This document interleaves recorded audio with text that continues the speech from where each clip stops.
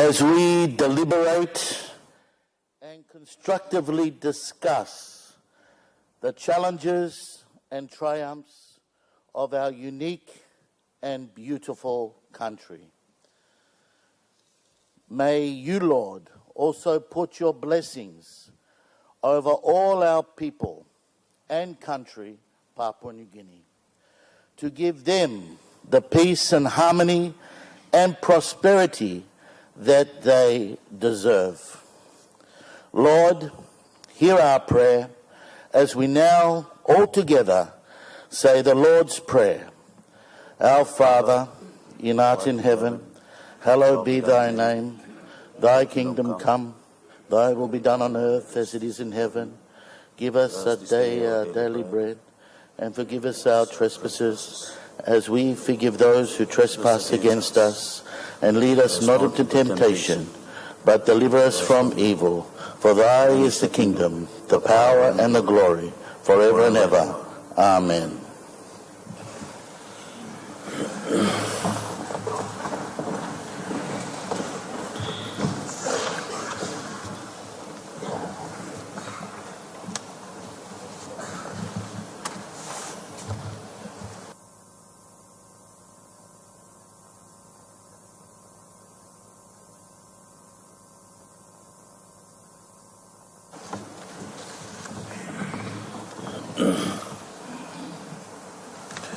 Honourable members, I acknowledge the presence in the speakers and public gallery of members of Bogia District Development Authority and grade 6 students and their teachers from St. Anne's Primary School in the National Capital District. On behalf of the Parliament, I extend a warm welcome to you all. Any petitions? Notices? Honourable members, question time. The Honourable Governor for his speak. Thank you, Mr. Deputy Speaker. My question without notice I direct to the Honourable Prime Minister in his capacity as the Chairman of NEC. And since the question involves a range of matters concerning the Department of Justice, the Department of Treasury and the Department of Works, I request the relevant ministers to please take note. Firstly, Mr. Deputy Speaker, I want to place on record my appreciation that even though we were the last to be recognized in the Connect PNG program, I wish to express the gratitude of myself and my people for the launching that the Prime Minister and his executive team did on their recent visit to my province for both East and West Sepik.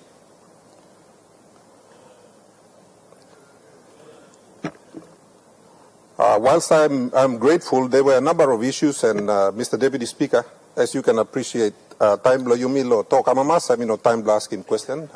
Parliament and place to ask him all this question. Let me preface by stating that in 2026, in the budget that we approved, there was 1.7 billion for works.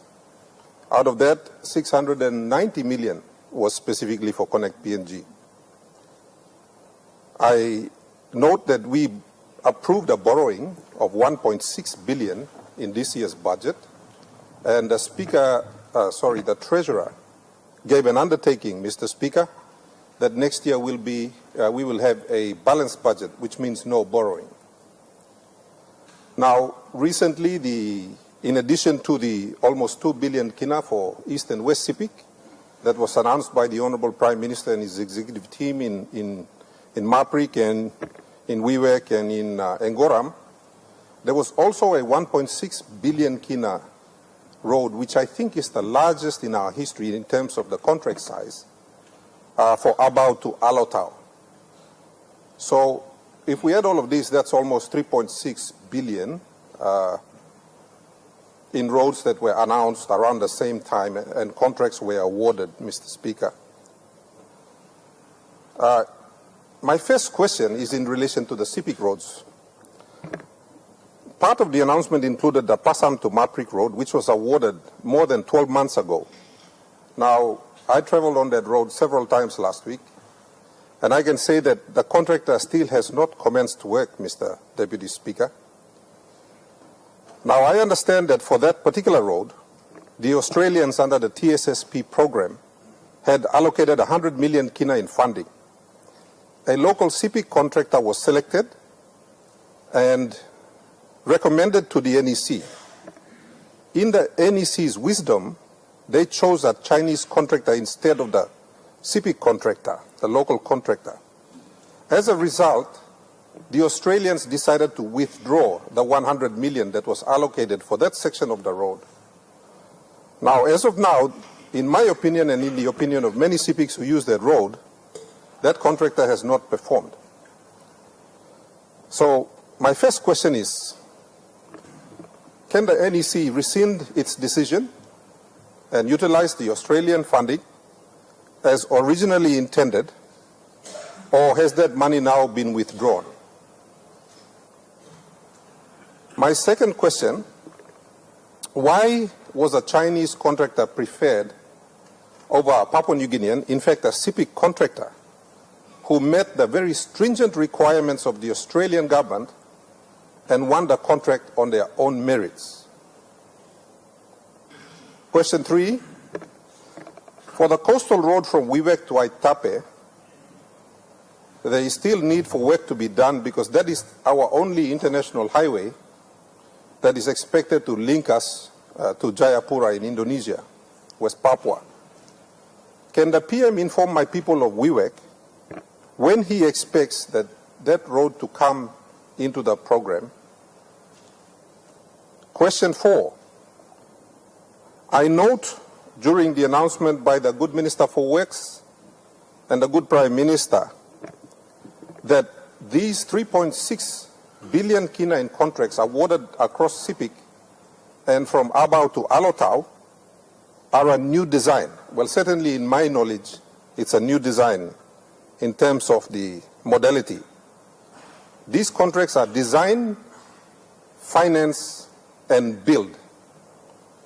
What that means is that the contractor will design the road to our standards, supervised by Works. They will find the money to pay for that road, and they will build it.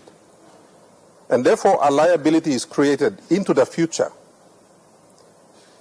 In the case of these types of contracts, who carries the liability? Does the state carry the liability on its books, or does the contractor who is taking out the loan carry the liability? Question 5. At what point does that liability become a PNG state liability? Is it during the award of the contract, during the construction phase, or at practical completion? Question 6. Where do we hold the debt, Mr. Deputy Speaker? Does Treasury put the debt into arrears? Or where does it put it? Because if it puts it into the arrears, then that liability is kept off the books, because the liabilities under the arrears, which I think totals about 6 to 8 billion kina, have never been brought onto the books. And as you know, Mr. Deputy Speaker, I've raised that issue numerous times. They are still off the books. So if you are going to add them onto the arrears, because I can see that that's the only logical place to put them, given that in the 1.7 billion announced for Works this year, there's already 100 million allocated for arrears. Hence the question. Question 7. Since these roads are financed by a contractor, these roads rather, they are technically loans. Is the government intending to bring to Parliament a document for the approval of this 3.6 billion kina loan? If it doesn't require parliamentary approval, can the Prime Minister give an undertaking to provide an advice from the Department of Justice that it does not require parliamentary approval? Question 8. I understand that there are just over 7 billion kina in current Connect PNG roads under construction. And I note that from the presentation by the Chairman for Public Accounts yesterday. Now, this latest announcement of 3.6 billion would take the number over 10 billion. When in the timeline of this country going into the future, does the government expect to pay for these design, finance, and build contracts? Mr. Speaker, I acknowledge that these are highly technical questions and would understand if the PM would like these questions in writing, and I am happy to send them to the clerk. Thank you, Mr. Deputy Speaker. The Honourable Prime Minister. All right. Thank you, Mr. Deputy Speaker. Whilst I do not have the privilege of an advanced question to sequence my flow of answer, I'll try to be succinct as well as try to reply to the principles of the questions that was asked. And in due time, if he cares to suit me entire verbatim of his questions, then we will get an appropriate reply through a ministerial statement or a reply in due course. But firstly, I want to say that thank you to the people of East Sepik for wonderful hospitality, including his own self, who was there, accompanying me in both instances in Maprik and in Angora. Both of these two locations are particularly for us in Pangu Party, our spiritual home. Maprik is the headquarters of the late Sir Peter Luce, who's been a party stalwart since 1964 and who was instrumental in ushering in Grand Chief into politics in 1968. And so it was more fitting that as the present Pangu leader, I do station myself in those two locations to pay homage to two of the founding fathers of not just Pangu, but more importantly, our country as it is today. The people of Sepik, East Sepik or East and West Sepik, do deserve enabling infrastructures. The two provinces has one of the greatest potential to unbundling a rural economy, and especially the type of economy we want for our country, or this administration wants for our country going forward, that is pinned against land, people, and where resources are. East and West Sepik together, put together, is, in my view, is bigger than the entire 7 Highlands provinces. You could easily fit the 7 Highlands provinces into that space. Over 80,000 square kilometers of land is the size of the two provinces put together. So they deserve those enabling infrastructures. We have close to 2 billion kina worth of infrastructure contracts issued, especially roads, not to mention the airports that we are working upon. And I want to say that the forestry, the fisheries, the inland fisheries, the agriculture, the tourism space in those two areas are second to none, including the land access to Jayapura. Right now, Vainamo is the land bridge from PNG into Southeast Asia through Jayapura. So it is strategic. It is a place that needs intervention. On the issue on East and West Sepik Highway, Coastal Highway, it's currently covered under the Connect PNG Stage 1 radar. It's a program within Stage 1. I'll have to afresh myself from works where the contract has been issued, but from what I know of, the work happening from the eastern side as well as the western side to approach the center of that strategic highway. So I'll get the minister concerned to update us later on. But on the Hawaiian Bridge that has not been worked upon for the benefit of East and West Sepik and the greater country, there are some landowner-related issues that stopped the work from being expeditious, but I think those issues have been attended to. I'd like to place my record appreciation to the Honourable Stanley Samban, who had a hand in making sure that the landowner issues are resolved, and work is starting again. Hawaiian Bridge would have one of a unique sort of design overlay that should be part of that construct of East and West Sepik Highway going forward.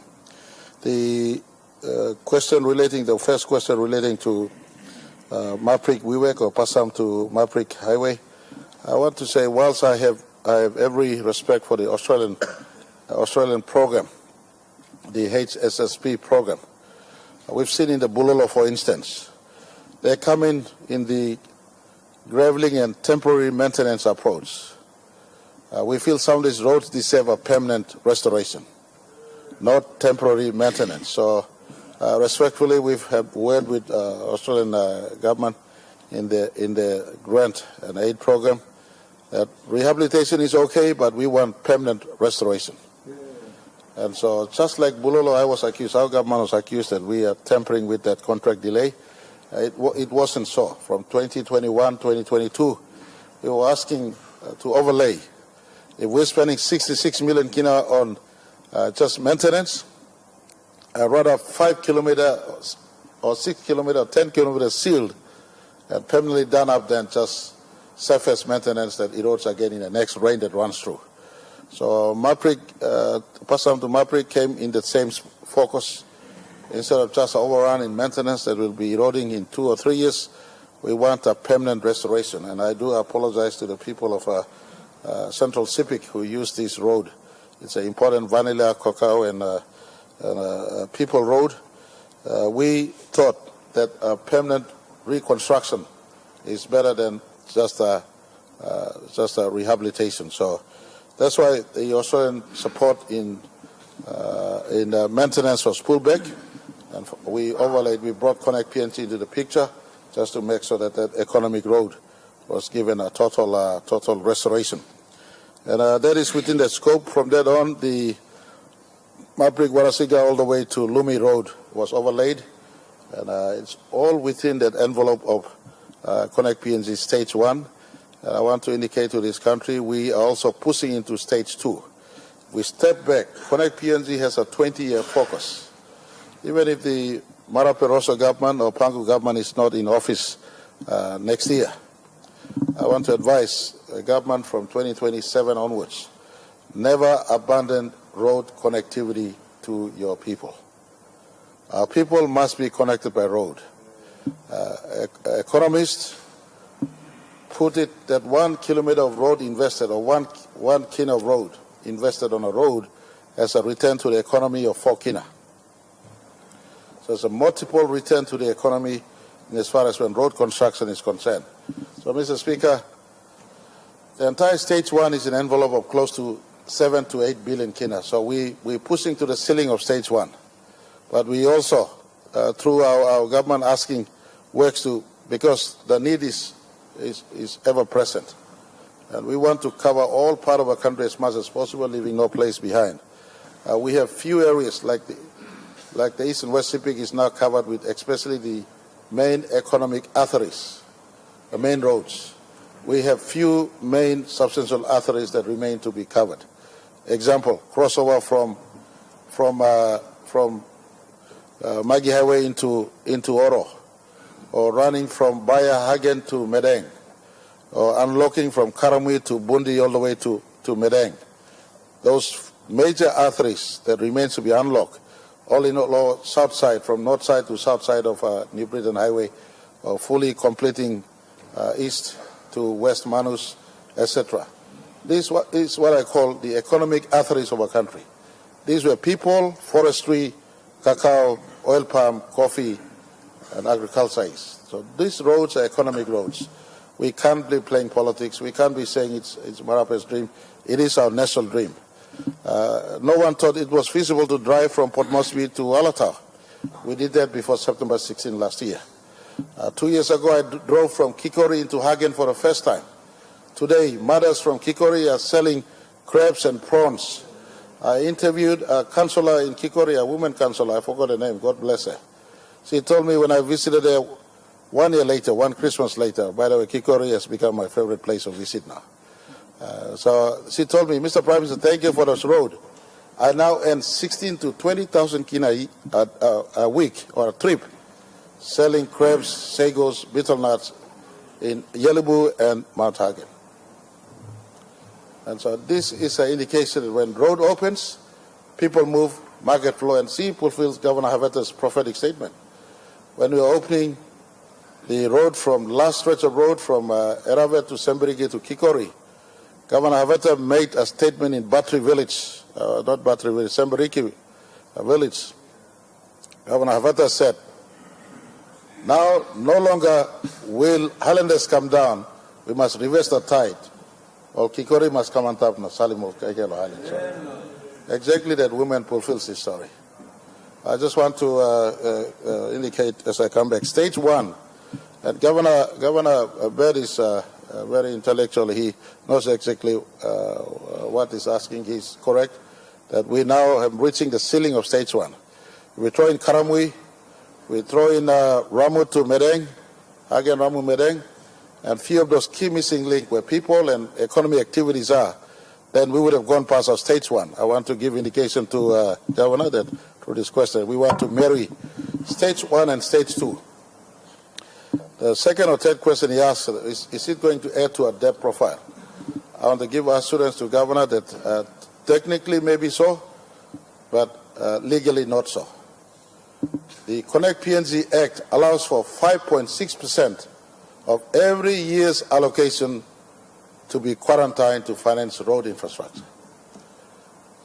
And the Connect PNG Act and PFMA Act also allows for forward contracting.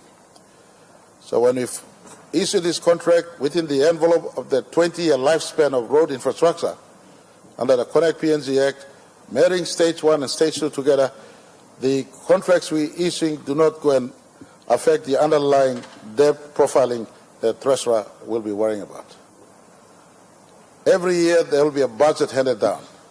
It will be wise on any government that comes on into the future. Stick to 5.6% as quarantine in Connect PNG Act. Finance those contracts that we issued, work through them, and allow our people to participate in the growth economy. Mr. Speaker, today you got Postcore headline on the windfall by number one super and even NASFund, or NASFund today, number one super the other day. 13%, 12%. You tell me where this is coming from. Papua LNG hasn't started as yet. Pasca hasn't started as yet.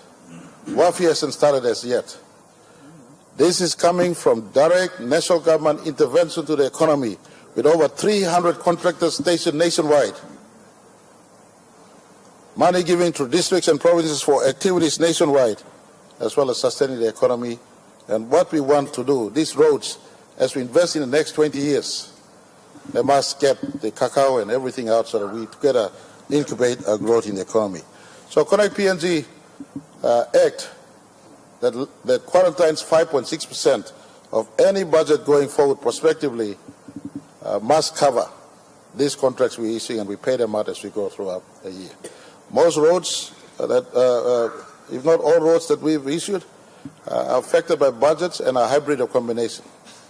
This year we have a program to work with BSP, a 600 million kina program locked in, and all lending that we've booked for this year, the last few years, Treasury is working to clear them out. So the next year we have no more borrowing, and purely on 5.6% of our budget support to Connect PNG will then just keep on financing these contracts out.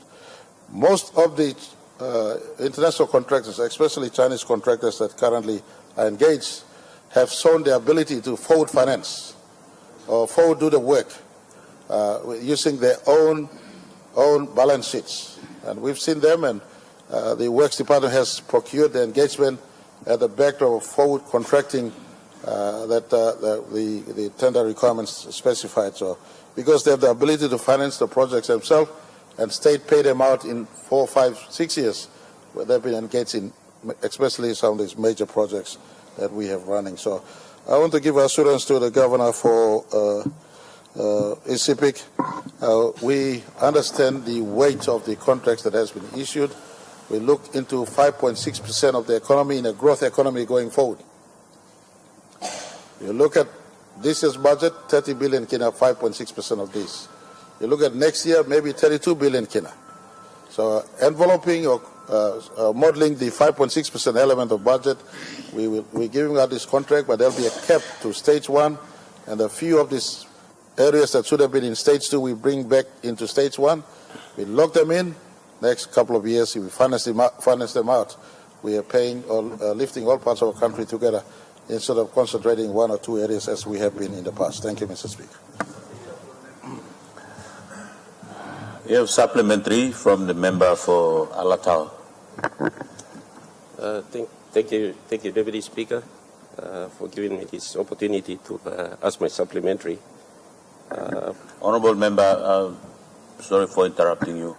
Honourable members and members on the gallery, yes, I want to comment on the phone ringings, and the phone is ringing now, so please check your phones that your phones are off or on flight mode or on silent mode so that we don't disturb the House during session. Honourable member, you may continue. Thank you, Deputy Speaker.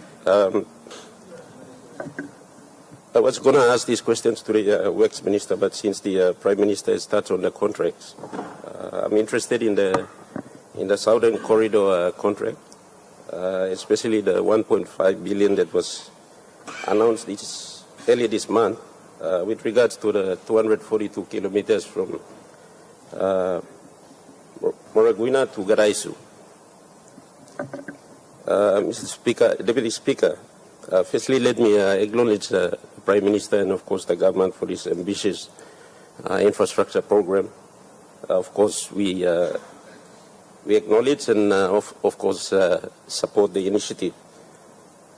I want to also acknowledge and congratulate the Minister for Works as well on his appointment, and of course acknowledge the former Minister's vision, late Minister, and his work towards this program. And thirdly, also commend the Chairman for the public accounts for presenting his report yesterday with regards to the program. Deputy Speaker, my questions make reference to my the last session. I asked questions to the late Minister and his response, and of course the announcement of the 1.5 billion contract for the Southern Corridor. This contract for the 242 kilometers straight from Moraguina to Garaisu stops at Garaisu. Now, my concern, Deputy Speaker, is that Garaisu is not Alotau. Garaisu is at the border of Central Province. There's 103 kilometers from Garaisu to Alotau. Honourable member for Electoral, sorry if I interrupt you again.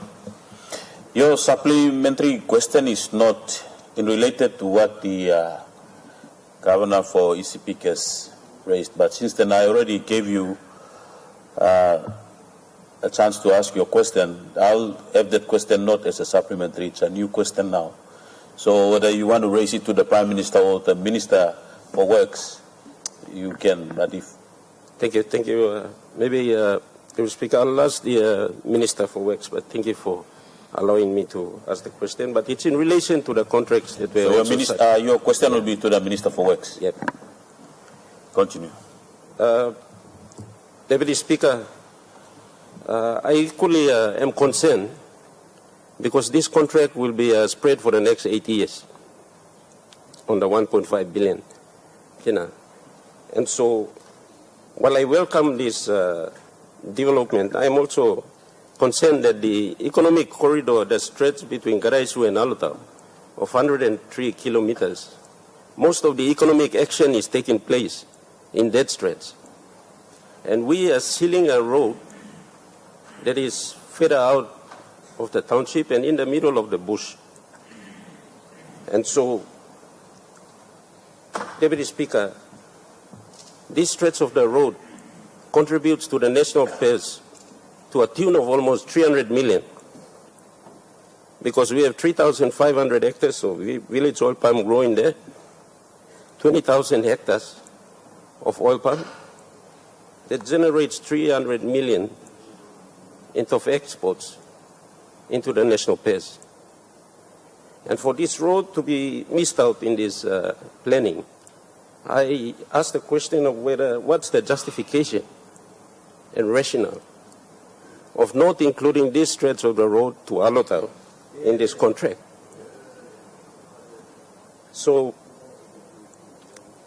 Deputy Speaker, my question to the Minister is, can the Minister assure this House and my people of Alotau that the contract will continue from Garaisu to Alotau to allow the road access for my oil palm growers and, of course, other economic activity that will happen between Abao and Alotau at the border area. The other question that I wanted to raise to the Minister with regards to the late Minister's response in the last Parliament sitting, he gave an undertaking to review the contract and the TSSP program as well to fast-track the road from Alotau to Garaisu, and a review of that contract and the bridges that are also on that stretch of the road, and especially the Haumo Bridge. That bridge was installed by the Department of Works some 7 years ago as a Bailey Bridge, and nothing has been done on that bridge as it's the entry point into the township. So can the Minister give some indication and assurances on this road, stretch of the road on the Southern Region corridor? Thank you. The Honourable Minister for Works. Thank you, Deputy Speaker. And I would like to appreciate the good question by a member for Alotau. Long this Lagutla question, which I may also make mention that it was brought up as a question also to our good late Minister, Honourable Solon Mirisim. And I would like at the outset firstly say this, that we will continue to follow through on the commitments and the work that has been done by our good late Minister. And this government has been very fair on all districts and provinces, regardless of which side of the house we sit. Because this big program is about unearthing, unleashing our full potential because of our land. And I want to appreciate the debates that on customary land yesterday in regards to the reforms that we are taking. And I appreciate our good chairman for the land reforms, really highlighting the need for our indigenous people to be at the forefront of our development. But those development will not happen if we do not have roads that link to our land. So I want to appreciate all of us for the commentaries that were echoed yesterday in the House. Now the Magi Highway section between Port Moresby and Alotau, just give you a bit of a background. We have Bautama to Imila is undertaken by Kana Constructions.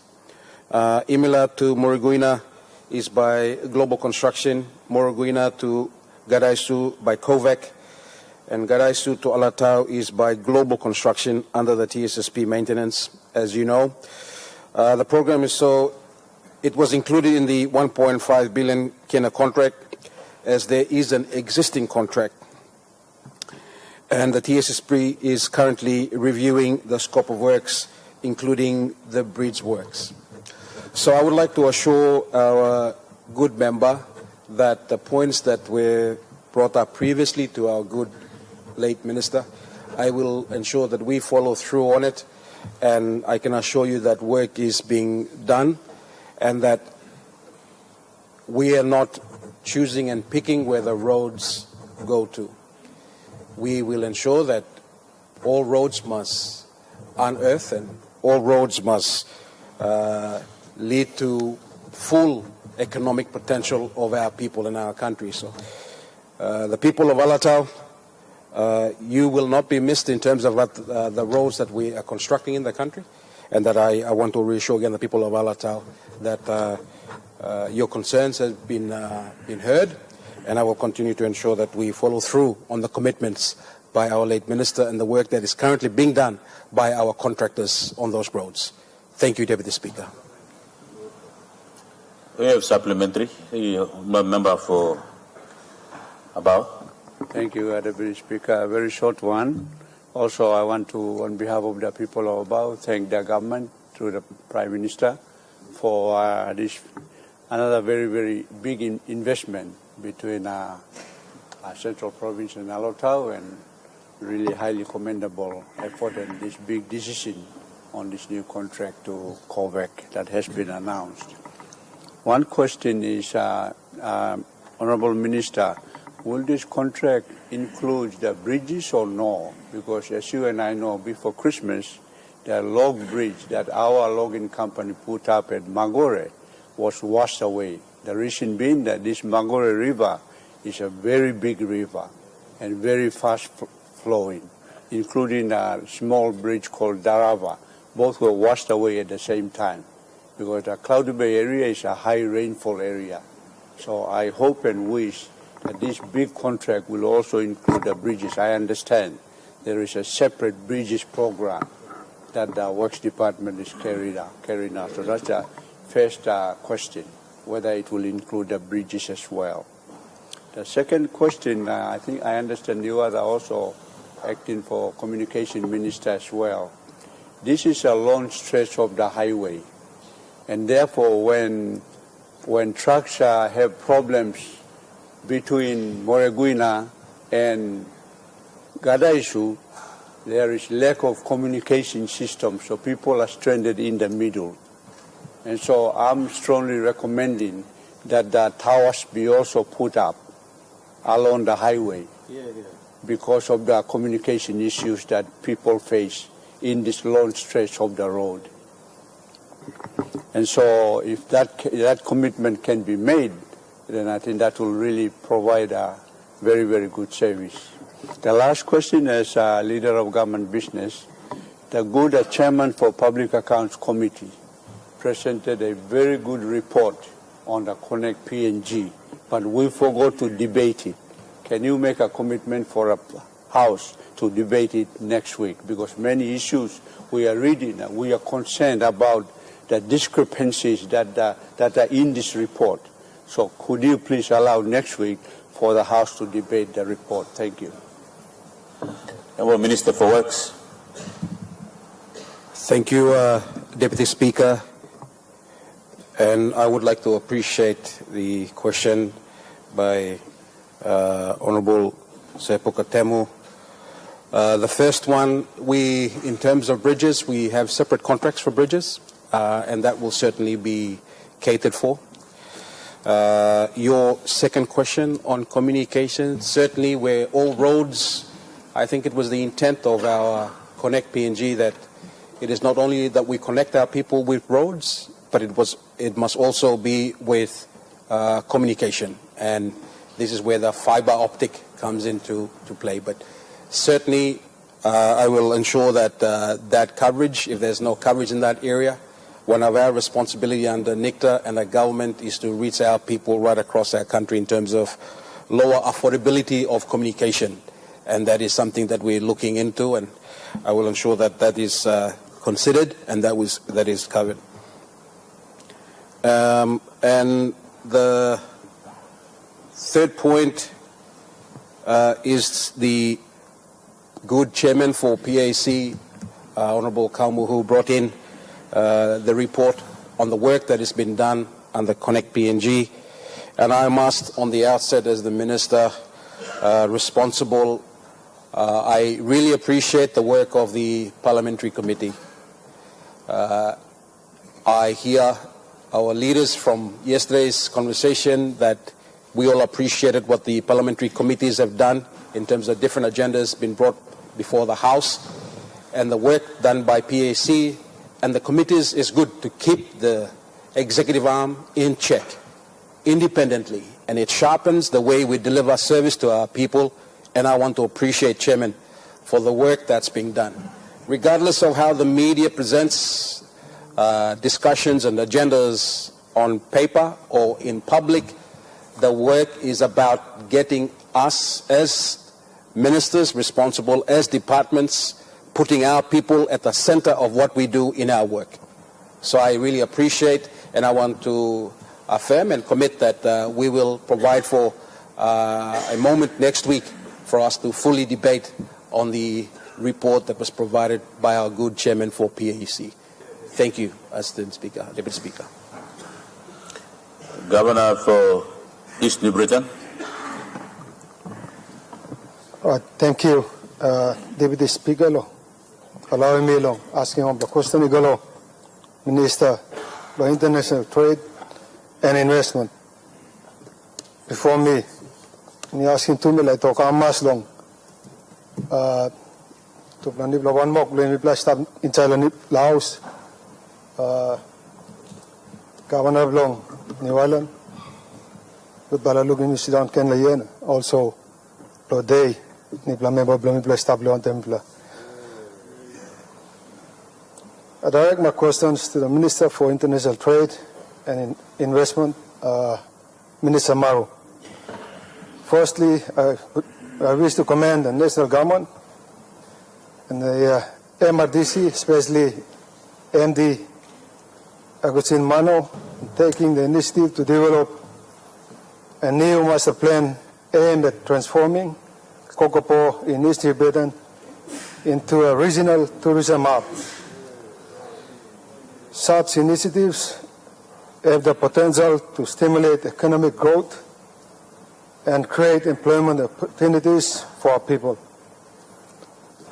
However, Deputy Speaker, recent media reports published by the National on the 16th of February in Leh during a stakeholders high-level workshop indicate that a 17.6 billion kina for the Kokopo Tourism Economic Zone initiative.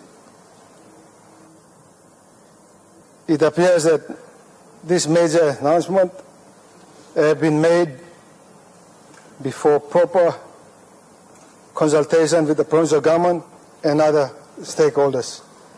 Therefore, triple asking us all, why was the announcement made publicly before formal consultation with the provincial government? Number two, was the ministry responsible for tourism or relevant tourism authorities also consulted during the planning process? And also number three, who are the main stakeholders being considered for this project, and what partnership arrangements are being proposed for its implementation? Number four, is this tourism economic zone intended only for Kokopo, or will it also involve the other three districts in the province? Mr. Deputy Speaker, it is important that major development initiatives such as these are coordinated with the provincial governments and local stakeholders to ensure inclusive development for our people. Thank you.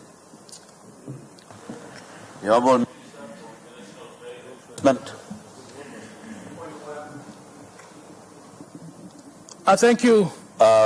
Honourable Minister, we have a point of order. Deputy Speaker, me requesting the salt as you may not extend him question without notice.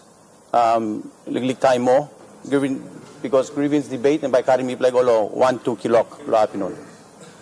Thank you.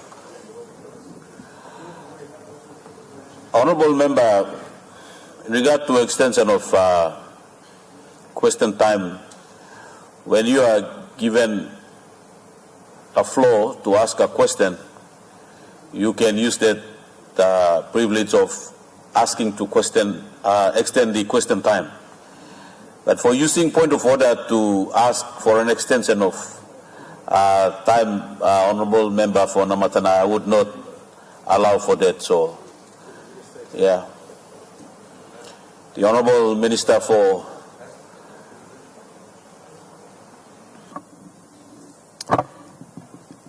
Thank you, Deputy Speaker. I'd like to thank the Governor of Eastern Britain for asking this very important question. before I answer the question, let me give you some essential background so that the House is up to speed with the answer I'm going to give. Mr. Deputy Speaker, a couple of years ago, our national government made a decision that the East Nubian province will be the main tourism hub of this country. It's got the attractions, it has the war relics, the undersea caves, it's got everything. And it's considered, once we get safety right, this province has vast potential.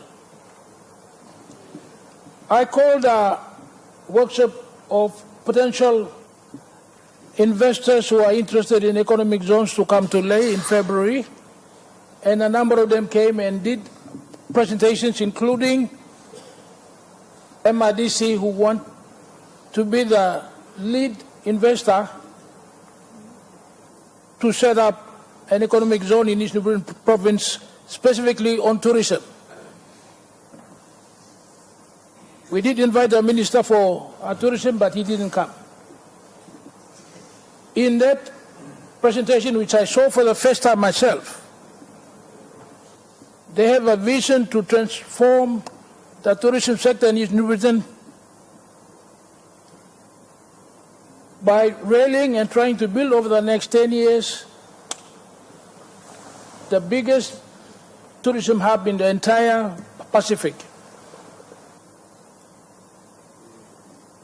This will include a golf course, many world-class hotels, and the total upgrade of the Tokua airport.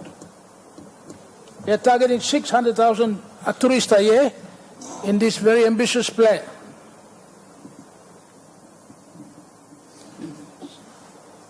Which I saw for the first time, and I'm quite excited, to be absolutely honest.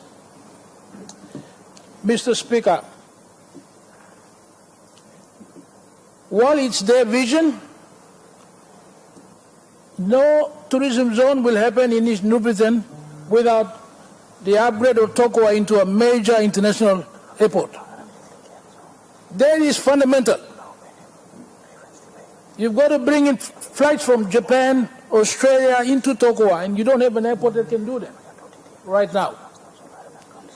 So before I start talking to stakeholders like the governor and others, this proposal must first come to Cabinet. Cabinet must endorse the proposal, but importantly commit to finding $1 billion to build a new Tokua International Airport, which will be the anchor for such a zone to be developed. So, Deputy Speaker, I have now asked MRDC to formally bring to Cabinet, or to me, a submission which I could take to Cabinet to endorse the concept in consultation with the Governor of East Nubian. And importantly, commit to finding $1 billion kina to building the Tokua International Airport. That's where it's at right now. So I cannot talk to stakeholders like himself and the province without getting the views of Cabinet and their endorsement. When I get NEC endorsement, we can then meet with the relevant ministers and the governor and all the stakeholders and discuss the way forward and how we could all work together to deliver this project. So for now, I'm still waiting for the submission from MRDC, and until I get it, I'm not able to move that, and I cannot talk details with the good governor and the province. But I think this is one of the most exciting projects to be undertaken in our country. It has my full support, but I can't move it until I see the details. That's where we are, and I certainly will consult with the province when NEC has had a chance to look at the proposal. I thank you, Mr. Speaker. Honourable members, our question times has left. Grievance debate. The Honourable Governor for West New Britain. Thank you, Deputy Speaker. Harthuru kisim opportunity to ask him question too, so meeting also question me convert him golo grievance debate. So, thank you. Thank you, Deputy Speaker. Deputy Speaker, as you know, Western Britain is one of the economic hub for Papua New Guinea, generates over 2 billion kina, in terms of our economic contribution to the national purse. And road, as everyone confirms, agrees that it's a lifeline for the development. Even for education, our health, our livelihood of our people, road becomes the lifeline. Deputy Speaker, mi okla harim plenty kind of some billions na botia me feel also helpless, but to raise it up. Mi harim loisi peak also 1.2 billion.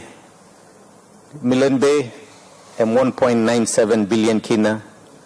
Now all these ones here, Mr. Deputy Speaker, while I thank and congratulate the Minister and the government for all these mega projects, I believe West New Britain truly deserves the support from national government as we contribute economically for the GDP of this great country.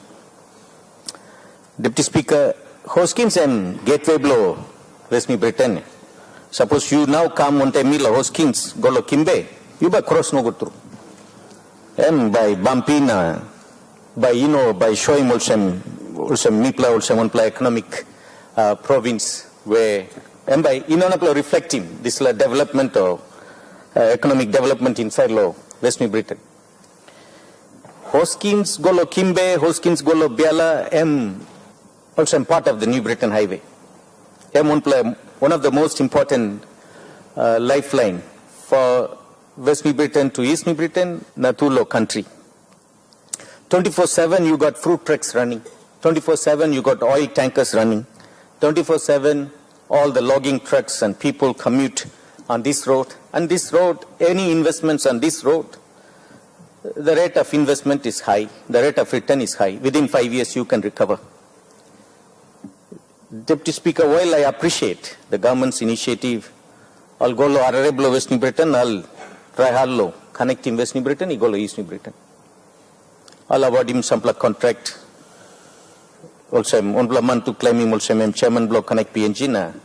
I'm busy lo this work, go around and talk also government, appoint him chairman block connect PNG na I'm implementing this project. While this project, Misa also government, initiative na fund him. Of course, I'm not privy to or kisi many kind of update lo this project, but while I appreciate this 140 million kina, I am stop Arare lo West New Britain lo, close to lo River Pandi lo connecting East New Britain. Me to worry no good through lo this highway blo Mipla New Britain Highway, I am start lo my junction go lo Biala Algata, I am road and Bagara Palgata.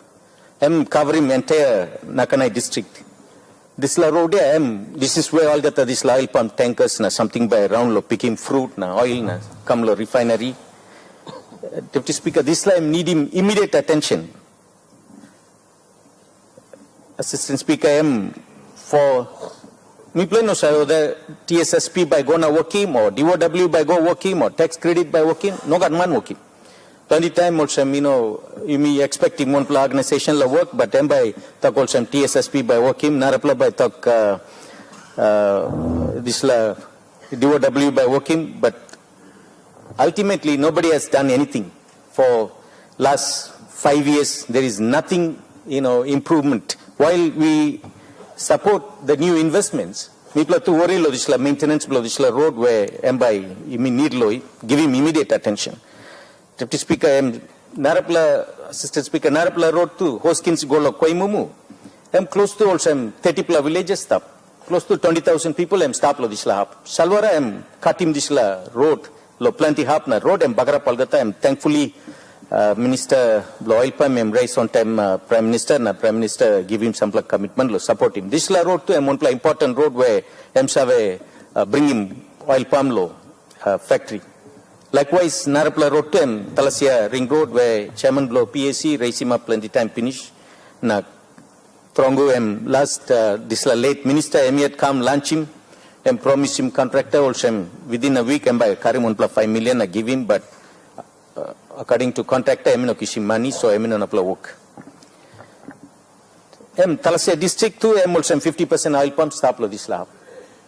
Speaker, how me by contribute time this la most important infrastructure blow this economic activity lo oil pump suppose amino threat how you me by supporting. Deputy Speaker, 2025 you got 10 million kina appropriation too lo kimbe go lo kenrian too. This la appropriation too lo 2025 me arim also lo treasurer also 3 million kina I'll release him. This la money to stop on time DOW.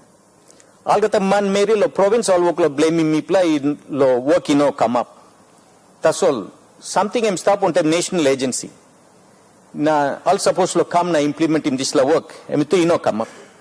Trongo all people blow me play lo South Coast they were not connected to their own provincial capital and this is a long struggle. And also a Kalimolsham tunnel time Karigona stuck inside lo this la hub car by digging na working plenty kind tunnel by Kamlo this la route.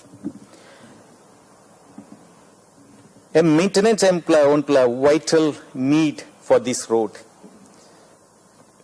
Assistant Speaker, it's like our honest request and prayer that government by no good people koroslo mina ipla like look save lo West New Britain mino save.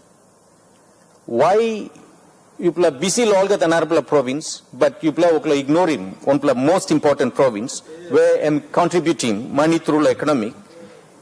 In fact, I'm home blow oil palm. Yeah? Oil palm blow Narapla province, I'm come behind the soul. West New Britain, I'm still headquarters blow oil palm. Now, me play look out the mall, got a man Mary blow Papua New Guinea inside West New Britain. You got Sepik, you got Highlands, you got Southern region people, all got a man Mary. Our people have practiced truly this unity in diversity for a very long time. And all these people brought into West New Britain in the name of economic development. Now, me plus stop this social time bomb, where population blow this la. Now also all call him Sepik blow Sepik, all call him also West New Britain Sepik or West New Britain Southern Islands or West New Britain Chimbu. You play by looking time blow election how much plus Chimbu by Sanap, how much plus Sepik by Sanap. All got a man lo Papua New Guinea got fair opportunity lo this la. So we have a moral responsibility, Assistant Speaker. I'm grievance blooming ami talk lo this la. Government has got moral responsibility lo him. And gone are the days, Assistant Speaker, me regret also 2015 former Prime Minister stop na mi pla golo Indian na strike him one deal lo this la Indian Exim Bank. It's like a dream only. Emino come up through. This la 4-lane road lo Hoskins Hoskins come lo Kimbe. It's not even talking about Hoskins to Kimbe. It's starting from my junction to Kimbe, 20 kilometer. I am begging even 5 kilometer. Assistant Speaker, last year alone, people are witnessing 6 accident right in front of our general hospital, Kimbe Provincial Hospital. Just because this extreme traffic lo I blow this hospital. People need him at least 5 kilometer, 10 kilometer. Because I'm initiative lo government. Lo come up in 4-lane road. I'm next door neighbor blow me kishim congratulations. Longol. Lo bring him 4-lane lo at least 10 kilometer approach go lo provincial capital lo Olgata province. But this la before meeting also I'm luxury. But now meeting also this la I'm immediate need. I'm through need him this la 4-lane road. Start lo at least start lo Navio Junction where you got Mosa Oil Palm headquarters stop na come down lo Kimbe.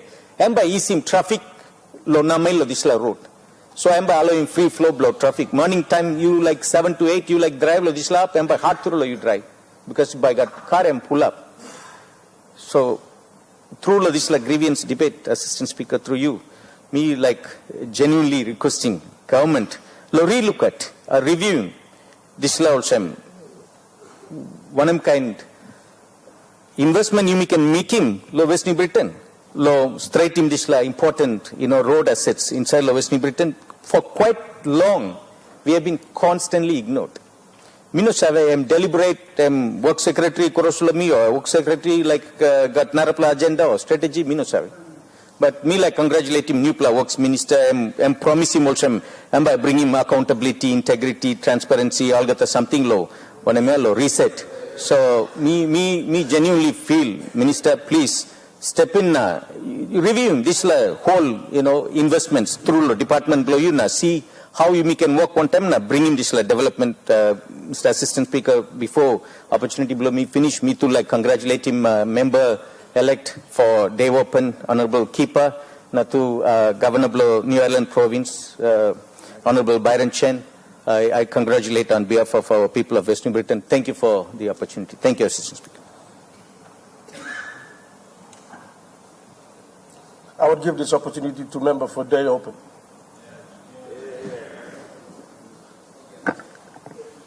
Thank you, Assistant Speaker. My grievance this morning is we just had a recent by-election in my district. As a result, I am here.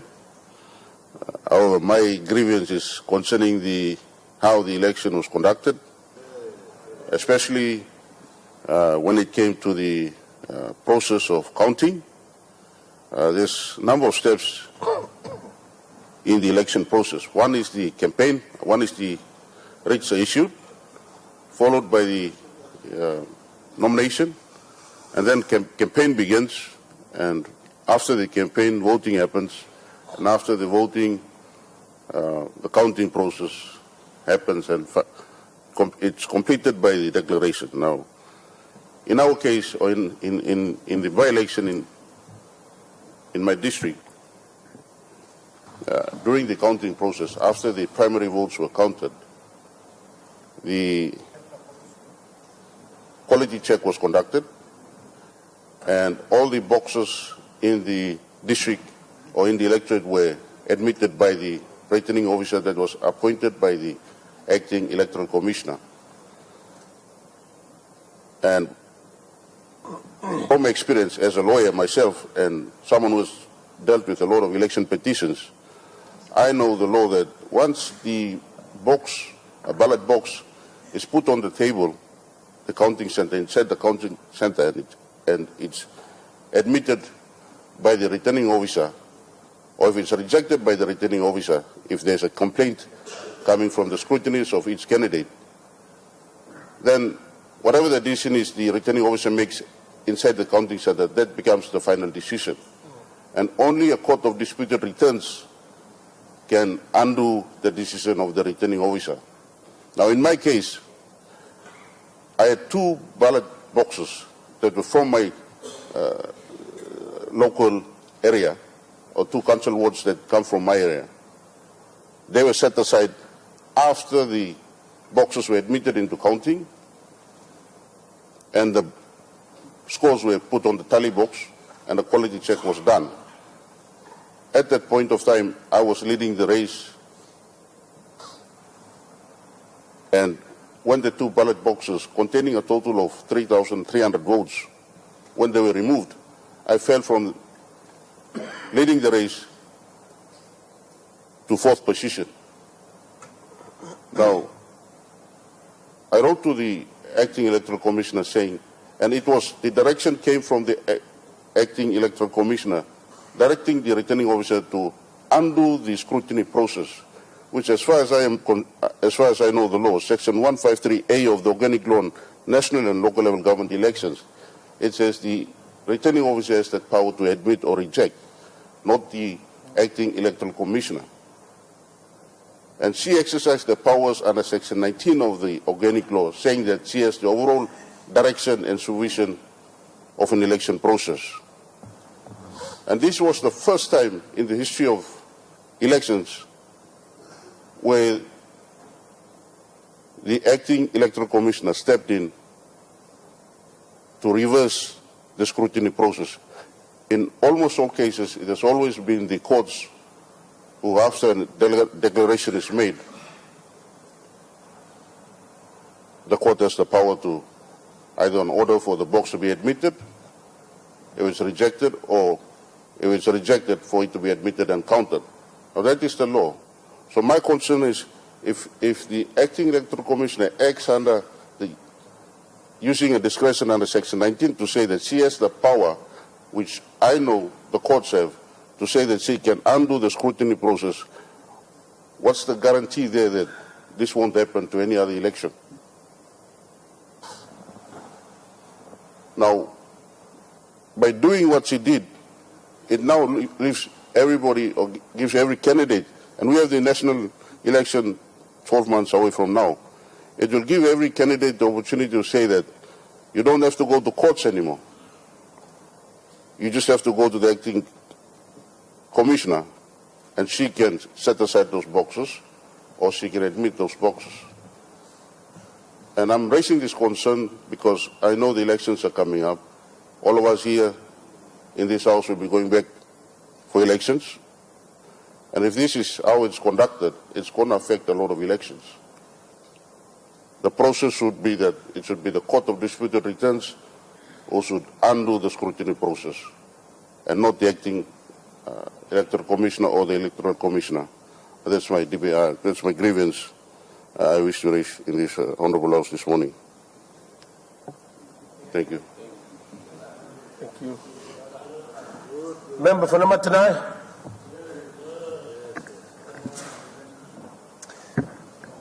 Thank you, Acting Speaker. My grievance debate law side belong Golo Boundaries Commission. Question belong me been in line lo disallow thinking. But me like talk lo here to tell lo our team thinking belong me where me feel also the Boundaries Commission is being very slow in its process to try and determine which electorates are going to be ready for 2027 national general election. Me concerned too also some long electorates where only big platumas only meeting all criteria pinis also me one pla long all lo side ba Namatanai. Me meeting all the requirement pinis lo Boundaries Commission lo qualify lo kisi one pla new pla electorate. Now, this electorate, we play call him also Konos open electorate. Now, me meeting all the requirement pinis. The Boundaries Commission is Salim all officer pinis, he come down, law electorate. Or he walk him all assessment pinis, long ground. Determining pinis also, yes, we may qualify. We meet him all the requirement, all the criteria. That's all, time we play, meet him, this submission, he go back. You go along Boundaries Commission, you know what one pla come back or one pla confirmation, he come up or say, are we in the process to kisim some like look sawe or some new pla electorate or not? I also understand that in the last parliament, you got some list of new electorates that were approved or endorsed. Now, miharim too. Boundaries Commission 2 is inundated with requests for new electorates as well. That's actually not on the list. Now, concerned Lomito Solosem, some of the electorates like myself in Namatanai, where it's about 6,600 square kilometers, my DSIP money cannot effectively serve my people. And I know that many other electorates are in the same circumstance as me, where we're struggling to reach the population in the rural areas, using this funding where you make a similar national government. And that's why me strong behind him support the new electorate in Salo and Namatanai Open to try and bring government services a bit more effectively down the area of the place. We play too also in West New Britain. We play contribute to nation building too because we host one of the biggest gold mine in the world, here. We play buy. We play contribute. Contribute bloody way. Not just one play way that's all where you pull him tight him long. So planning long way employment opportunities. Planning long way royalty you walk wrong. Okay? Now, me play will contribute to the economy of Papua New Guinea, but you may feel also Namatanai is too large to try and accommodate the population within Namatanai, which is around close to 200,000 people, me calculating. So that's why me pushing this agenda hard no go through, That's why me write them all the past go long Boundaries Commission, na kissing Boundaries Commission's officers to come down on the ground, long qualifying this new play electorate, me play call him now Konos Open Electorate, lo come up one play new play electorate, and then try to pursue it to make sure that it's on the list long 2027 national general election. Now this list me work talk and past them list where yes it been approved, but me harimol say the Boundaries Commission is in a position to try and now conduct a review. Another assessment long usat or narapla open electorate that could actually qualify because of the population density stop long all this electorate. Now me like sawe the solo sem through lo question lo miem the post Boundaries Commission can come out clear.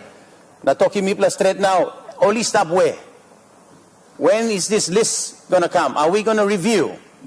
And if it's going to be reviewed, can Konos Open Electorate be one of those inclusion, the new electorate to go inside long 2027 election, general election is coming up. So and talk me to sol and me tingol sa me play slow to mas lo processimo lisla. We need the departments and the officers within the department are fast-tracking this law. So people will get open members now who are pushing for a new electorate, at least can understand position me place sit down where now long online usati asking pinis. And then give us a feedback so we know exactly what we need to do lo this time you go. Right now it's a bit of an unknown. It's creating a bit of frustration.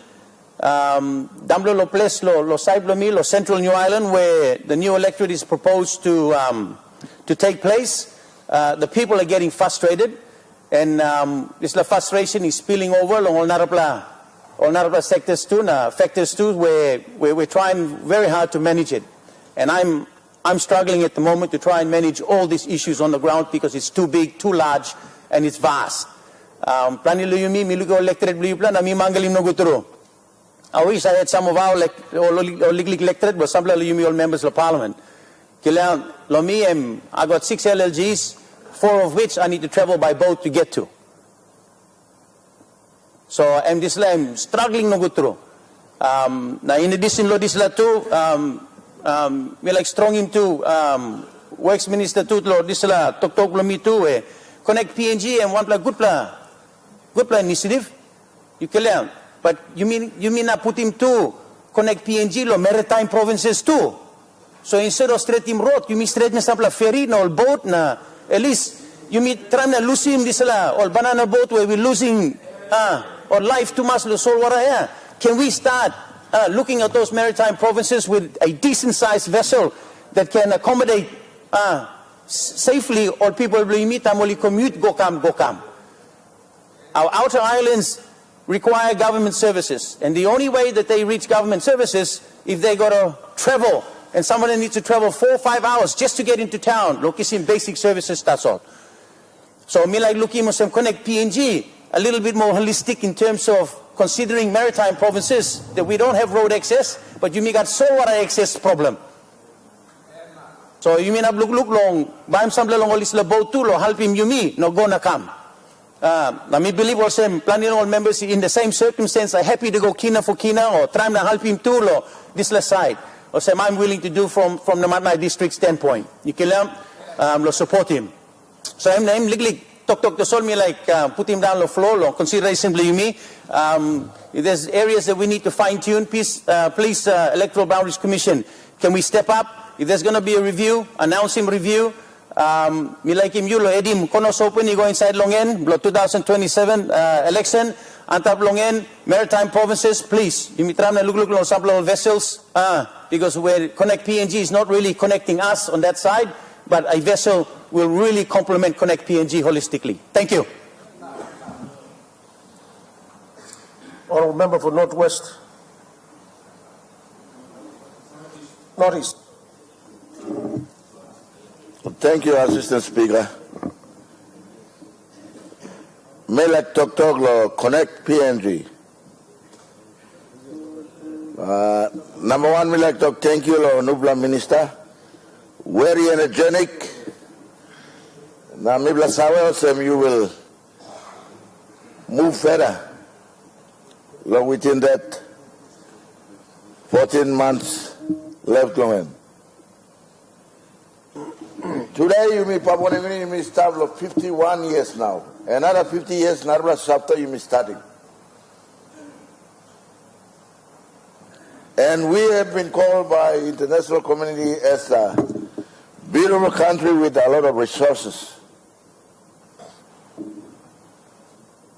Now, Pacific 2 or Tohei, Papua New Guinea and one blah, halfway, or a month of pining, or something. Now, you may have must do. That's why when Connect PNG, you come inside. Plenty Facebook, plenty WhatsApp. A lot of criticism. I would like to thank Maraba and Rosso government. Even me at Pangu doesn't mean a boss to me yet. We have to thank you to one of our deal again. You must talk thank you. I think the whole 90% of Papua New Guinea now watching the TV stuff. Hey, all my talk, hey, Cowboy member must be not easier. Why is talking about Connect PNG? Because city and Morgan or something. But I have to say this one and tell the 90% population of the country, you mean. Now all talk, hey, all Pangu, all carry money, a lot of Facebook talk, all carry wallet, all carry money. Now Connect PNG is spending plenty of resources and something. But members of parliament, with due respect, I'm 51 years now, we have to do it. And I thank this government because who else is going to do it? Government, he come, I go. Prime Minister, he come, I go. And then we talk rich country. Everybody is saying rich, but who is going to connect the rest of our population? Only is all look at car before. And all like some noodles, the tin piece also walk out. Silly. Just for instance, example, just going down the creek, now you go up, you spend 1 day. Because what we save. But you what you go down another half day. And you what you go up, not half day. Also, this Connect PNG is helping a lot of population in the rural areas. So you mean I can go to Facebook, na bagaram this government, na talk lili, talk we go come. Who else is going to do it? Who are you going to do it? Or who said you come Prime Minister tomorrow by walking?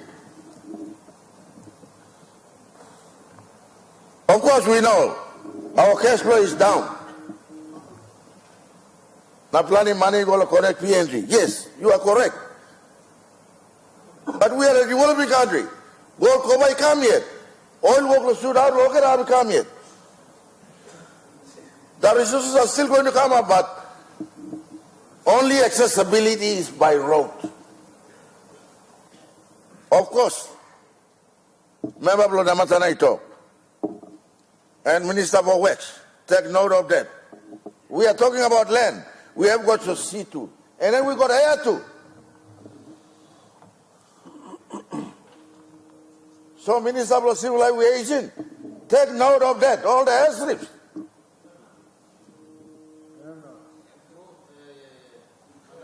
And then Solwara said, look at him. Minister, you look at him, you must also, because every time you are in line from Minister Solwara, all in the come back, 3 days. And then you are in helicopter after, hey, Solwara big blows in, how are you going to find the remaining bones? So you must also balance him. When you connect PNG by road, by air, by sea, then you will balance the rural community. Now Now, me like talk, thank you, opposition leader. Yomba. Time you go to Balus, me look him. Suawaya Karnas Tasol, white. And one of you already started. Also, according to Kobe Baker, the White House. No, now the White House is gone. The Karnas White House, the cars run smooth through Goloswawe. Let's connect PNG. Let's not criticize each other because you all need roads. House go down Marsin, but you carry him Nagoa. School down, go down by material, but you carry him Nagawari Goa. And by road, that's all. Road is accessibility of our community. Road is accessibility of our community, commodities. COVID, Cobra. Hey, all I know, place you're going garden, kago after kago, cabbage after cabbage, carrot after carrot. You're looking more by Karim Nego. This road is a way forward to boost our economy. So me here looking planning criticism on Facebook, now WhatsApp now. I think it's about time. Remember must be why I'm talking. I got more population. My electorate is over 500,000. It's like another province. And now CDM billion, 1 million plus now. But another question is, we work for a 3 years with my governor. We connect PNG. I come to Kikorin, I come to Kerman, I come to Mosby. Law and order. Where's the security in Mosby? Before we connect down to Port Moresby City.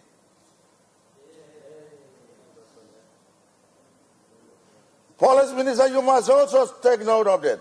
Middle governor, work location, reserve police, spending so much money on reserve. So time will connect him, Kigori, come down here, Lokerama. Mimla must empower police of city. Yesterday he talked about gender-based total Mary one side or so. But security law of city you must maintain it. So you may connect him, PNG come down, yes. But this is where everything started. Policeman power, reserve police, law city must, you may boast him go down. Even we blind is a national government budget long. Road long, of course. We blah GST, na we blah governor work like ECC, we blah work Yusum na work like sensitive city staff. I'm good blah. But to end, we talk thank you, Lord Isla government, to give the light to our people in the rural areas. Now they can see the noodles, tin piece, only looking car, only come buy kerosene go, soap go, low area blow. Now, place where only look him, long and all look him. So, me like if you balancing one them air by sea, so that we see the all parts of the country must benefit through this law, connect PNG. Thank you. Just give me this way. Minister, Intergovernmental Relations. Thank you, Assistant Speaker. My contribution today to grievances debate is related to Oil and Gas Act, particularly as it references Section 47 and 48. These sections refers to social mapping and landowner identification studies, as well as it also contributes to ministerial determination insofar as the project's benefits are concerned. Let me first of all thank our government for recently announcing the venue for the development forum, which is to be held partially in Kerema town, basically to launch the the discussion and then do the negotiation in secure location in Port Moresby. And I want to thank our government for clearing this issue that has been bothering our people for some time. But at the same time, secondly, let me thank our government for working very hard to fast-track this very important project that will contribute to the development of our country and changing the lifestyles of our people. When the announcement was made, it sent two signals. One is that of excitement, and people looking forward towards benefit that will be derived from this very important project. But at the same time, it sent negative signals, signal that perhaps created anger, frustration, animosity, and this has been one of the reasons why I want to present to this Honorable House what needs to be done, or we need to take note of some of the concerns that I want to raise here. Since last year, I've been hearing, or I've been consulting my people, particularly in relation to the issues of landowners who are included in the SMLI report and who have been left out. And I found that nearly 80% of what is known as traditional landowners, by virtue of their cultural and historical rights, have been left out. And about 20% of our people have been included. They're the ones who are very excited, and they'll be marching to the banks in terms of benefit sharing. When the benefits are given into the future, as long as the project exists to provide for our country as well as our people. And this lies the concern. The concern is that SMLI report has created this problem for our people. And I want to suggest here that Minister Petroleum, I want to thank you for your leadership and what you have been doing, talking to our developers in Paris and Singapore in trying to fast-track this important project, given, well, conflicts that are apparent that may interfere with this very important project. But I ask and I appeal that there should be some amendments made in oil and gas that caters for those people who have cultural and historical right to project site. Since last year, I've been talking to our people both in Port Moresby and back home. And I have found that 9 tribes of Baimuru, LLG, have been completely left out. And on the 3rd of this month, I was in Poroi, PDL 15. And I found that of the 149 clans, only 9 were included. And these are people whose villages are living around the PDL 15 area. And this is very serious. The good thing is that they understood what I was there for. Basically looking at this issue so that I can find some ways of including my people who should be benefiting from this important project. And therefore their discussion basically was to do with their own concerns that they're landowners, but by virtue of social mapping, they've been left out. What are we going to do about it? That was the issue that raised.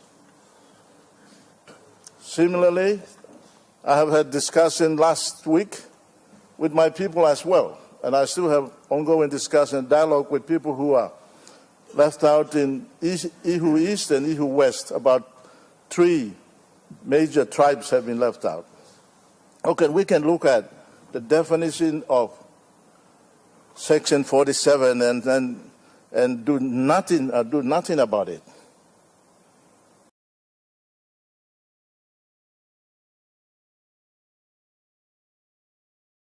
But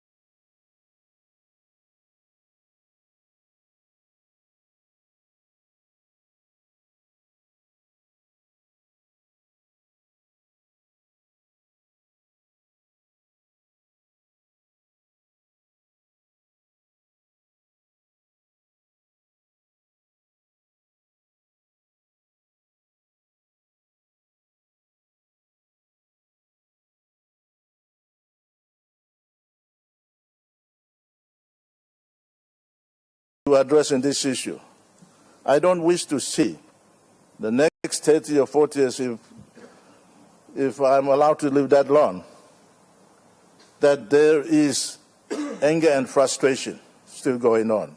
And similarly, by way of protecting this very important project into the future, we need to do something about it as a government. And I want to thank Prime Minister, particularly being open-minded about it.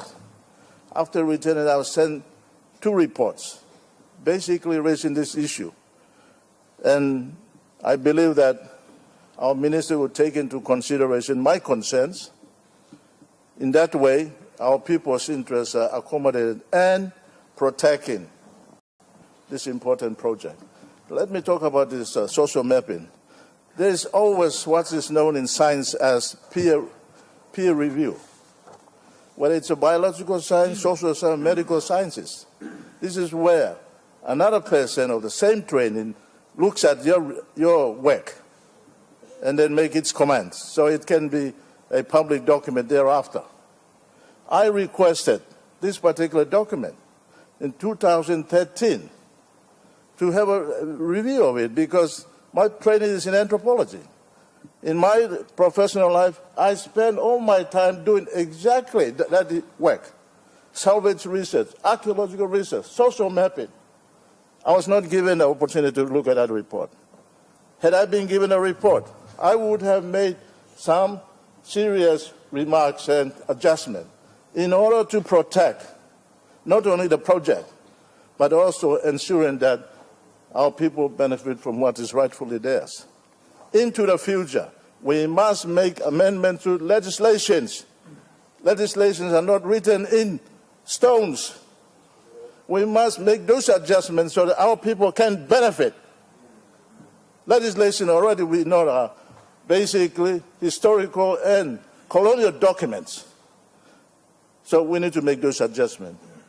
I pray and hope that our government will take into consideration what I'm talking about in the interest not only of the people, but to protect the project into the future. Thank you. I will give this opportunity to the new governor for the Island Province elect. The floor is yours. Thank you, Mr. Acting Speaker. I do share the same concern as the Honourable Member for Namatanai on the new electorates for Konos Open and New Island missing out on the Connect PNG programs. But today, I'd like to make my maiden speech. Honourable Prime Minister, Deputy Prime Minister, Honourable Opposition Leaders, Deputy Opposition Leader, Ministers, Governors, Members of Parliament.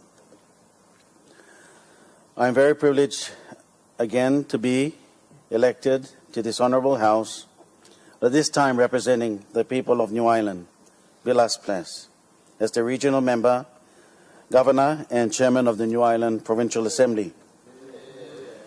It is certain now that through this by-election that I am here as the regional member, governor, and chairman of the New Ireland Assembly, endorsed by the Electoral Commission, sworn in this Honourable House by the Honourable Speaker of Parliament, acknowledged further and endorsed by the Ombudsman Commission, and promptly advised by the Minister for Provincial Government and Local Level Government, Minister Sorry, to be sworn in and administered by the Provincial Administrator.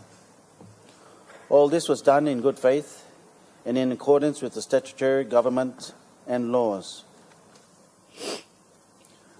Honourable Acting Speaker, with deepest and most sincere respect for our judiciary and professional courts, we now find relief, and now the people of New Ireland have earned back their respect, rights and privileges.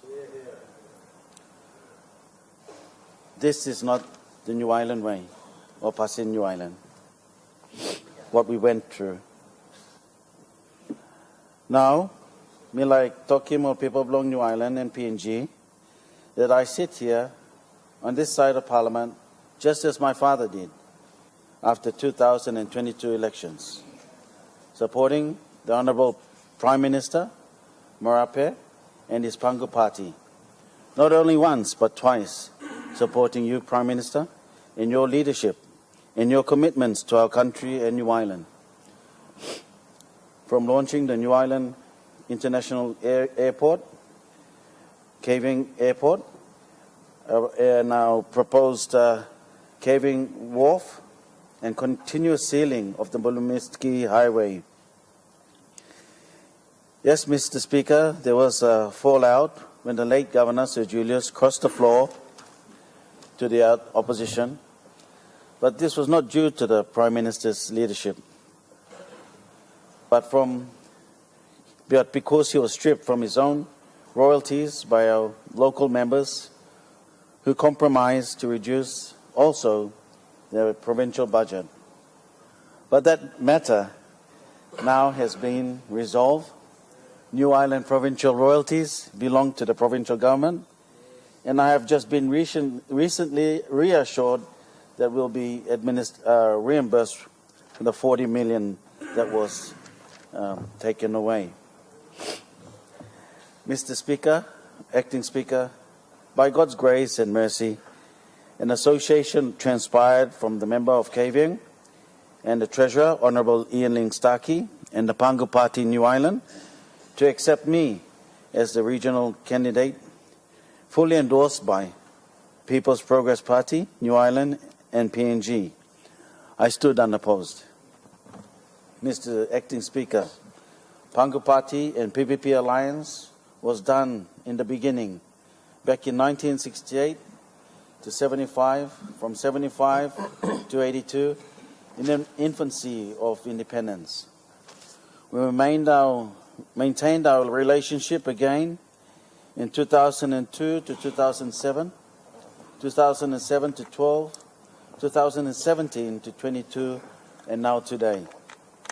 I'm here just as a PPP member, but not just as a PPP member, but with the full support of the member for Caving, Treasurer, Honourable Ian Ling Starkey, and the Pangu Party, New Ireland. Mr. Speaker, I would also like to give special thanks to the Honourable Douglas Tomarcia, member for Kiruna Goodenough, for his stern leadership as our leader of PPP. Mr. Speaker, there was a clear vacancy in the regional seat for New Ireland in Parliament, and also for the People's Progress Party. For almost 3 months, our party supporters nationwide and former leaders, former members of parties, parliaments, deputy prime ministers, who all came through PPP and endorsed by Sir Julius himself, including secretaries of departments and ambassadors. We were all left in suspense, in the clouds for 3 months, before the Honourable Member for Kiruna Goodenough came our way. Through an agreement he made with the late Grand Chief Sir Julius himself in the corridors of this House during Parliament session. Honourable Douglas, on behalf of my family, siblings and Lady Stella, the PPP executives of PNG and New Ireland, and supporters nationwide, especially all party supporters of New Ireland, the birthplace of PPP, I thank you sincerely for keeping the party alive in this honourable House. After 55 years, we still exist, unshaken, unbroken, and under your leadership, with the partnership of this coalition partners, I see a great future ahead. Finally, Mr. Speaker, I'd like to take this opportunity to officially thank the Honourable Prime Minister, Deputy Prime Minister, Treasurer, and the government and state ministers for their foresight and vision and nationalistic and patriotism by putting politics aside and putting the face of Grand Chief Sir Julius on 100 kina. This is a significant milestone to honour the man that we know as Papa for Keenan and Toya. My brother was born on the same day Sir Julius was introducing the currency on the floor of Parliament, the old House of Assembly, in April 1975. His brother from the Highlands region, Sir Yano Bello, also shares that part of history and history with his son being named Kina. Honourable Prime Minister,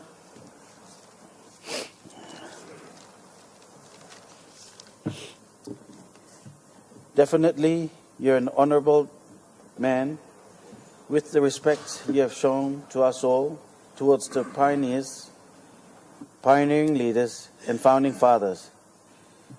And may they rest in peace. And I thank you, Prime Minister, and may God bless you and Papua New Guinea, all the New Islanders, the member for Kaving and Treasurer, all constitutional heads and judiciary, for the privilege of being here in this honourable House. Again, my fourth time, but as the Governor of New Ireland. Thank you. Member for Samarai Murua. Thank you, Assistant Speaker, for giving me time to contribute to this grievance debate. Before me make him talk with me, I'd like to take this floor and congratulate our leader man who said he come join him this House. First and foremost, the Governor along New Ireland, congratulations upon your elevation. And good he come along people along New Ireland, family below you. Two, Honourable Keeper, member belong day. We congratulate you long elevation below you. One time more people below you long day. Or mark you na you come inside, represent him. Mouse belong all inside this House. We got a couple of grievances that I'd like to raise at this time. And I thank you, as the Speaker, for giving me this time. Over the past few years, Office below me been work one time, all technical team below me, one time some of our stakeholders. We plus sit down and look, na try na understanding issue below me inside the district. And we have realized a couple of pressing issues, very important issues, Amlo district, but at the same time it has also important too long national or nation building. And out of that, we plan making plenty something. But inside of this plan, all plenty all issues when we plan look long and one them ground, two or resources where we play got, and that is one mining. Now plan long saltwater, long fishing. And after two, we plan look long Jomat passage, and the opportunity that we have for a deep sea port. So we sit down and look over this plan. We go back past time long ground. Now ground and present issue because there is already an existing challenge, especially long woodlock. Long woodlock, you may get a that over 80 or 90% of the land is under state lease. But right now, triple portions of ground, we start running the one foreign company. And because the one Supreme Court, this is a foreign company, and all of them is state leases. Big C, more technical officers will me go down, and we did an extensive survey, and we had a report. And that report is now before Mr. one time Lands Department. And I thank the Lands Minister. He has been very cooperative, one time Secretary, to address the issue that we have raised. But there is you got blockage inside the system of the Lands Department where the issue that people are raising and we're going to stuck. But people don't go stop and wait up. Then people look and up way long, try and addressing this issue. So during my time, people appointed one lands officer in the district to take on the responsibility along land mobilization. So we went back again to woodlock. But this time, people focused on Guasopa. We focused on Guasopa. So I said, give me look at Guasopa past time, so we take it on a piecemeal base. So we made applications. We go in Salon government, the Lands Department, to help us to acquire, just in process, location certification for those leases. And today I'm grateful that Lands Department will give me a display application. I'll give him the certificate. Now certificate, and we granted me to go into the feasibility study. Yeah. And we engaged both Provincial Lands Office, one time Lands Officer below me, they did survey, cadastral survey. We'll go inside, look him physical planning, not doing cadastral survey. So I think this process will go in, and eventually, all these plow leases by permanent or DDA. People like DDA by kissing. So DDA can sit down one time on people, woodlock, and DDA can sit down one time on investors, look survey how best we can develop, people can develop in this plan. Behind me talk again on this ecotourism, instead of grievance debate with me. But lands, issue ground, we have already started. So DDA Blobby put in money go inside to invest, mobilize in ground. So we have done the survey along woodlock. Now we become holding Missima. Why Missima? Because mine by come. So the approach when we put him on woodlock, we can put him on Missima. We like him over a state list by come and the DDA. Now you start investor, you come and sell up, you must sublease. Subleasing. You know, you also by extreme lease. We have learned from what Missima Mine did to us. Or develop Oxim state lease. Oxim state lease, we're going to build a lifelong all. After mining we finish, they ripped up everything. All making a lifelong all. They stripped everything that they built, now selling. So I said, this will never be repeated again. So now we talk, no, got me by state lease, and then me plus sublease. DDA by sublease, you go to investor. Now time me plus sublease, you go to investor. You build according to our plan and our program for the district. Now blow people, blow samurai one. So that's exactly what is happening now. Me plus penisim blow woodlock, now me plus come volume blow Missima. And now they're doing exactly what we have done in woodlock. There is a need for collaboration between the district, the province, and also the national departments in lands. All of them must work one time. Yeah? The purpose is the same. And one task is to hold the ground, protect the ground, and hold him the people. Even if you can give him ground, nothing. Yeah? Suppose you go to another country, or leases, or ground, or not give him nothing. They protect the land, or hold him ground, yeah. Or not give him nothing. They can sublease, or you can rent him but never to own it. Never to own it. So you may not can repeat this law here. We need to change those laws. We need to protect our land because the land is our people. And Giranam people. So this you must look strong long and protect the mortgage ground, especially state leases. And I stay in Haram Pinis, all customary land too. All customary land too, you may not can sell him too. You may not can sell him customary land. We must protect it. Not can give him nothing. We thank him, Chairman, long Parliamentary Committee go pass long customary land. Whatever I may give him, you must support him. You must support him. And block around. He like to again long Maiden.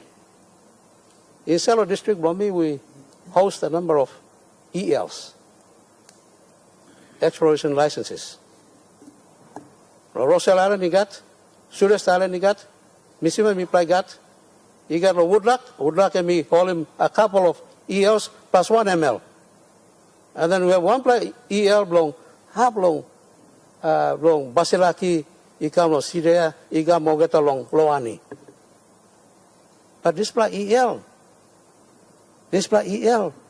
Lo Basilaki, and we cover him too, Solwara. Island was on Solwara mix him. I don't know, Sati grant him this a year ago. Why now put him go and sell Solwara too?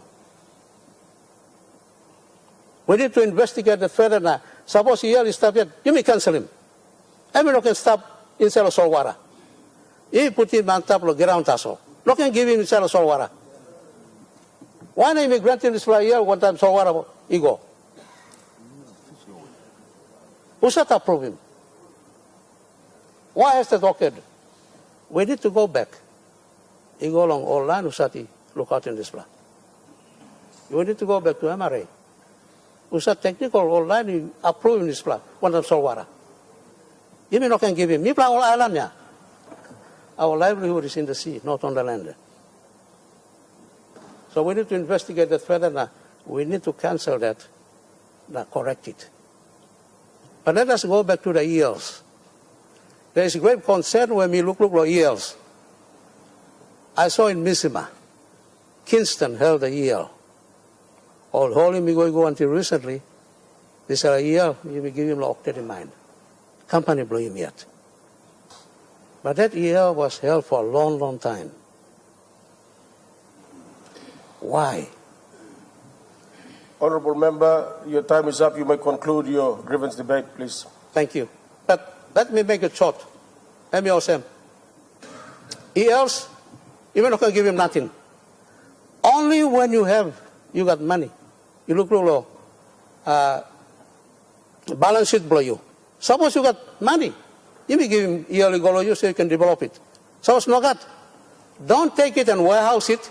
Then you hold him, and eventually you use that as a portfolio to raise revenue blow you now area, especially in Australia, stock exchange, so that you can fund your project in Australia and not in here where you see him. You may not can make him this one. Look good long. Me now raise him long Woodlock.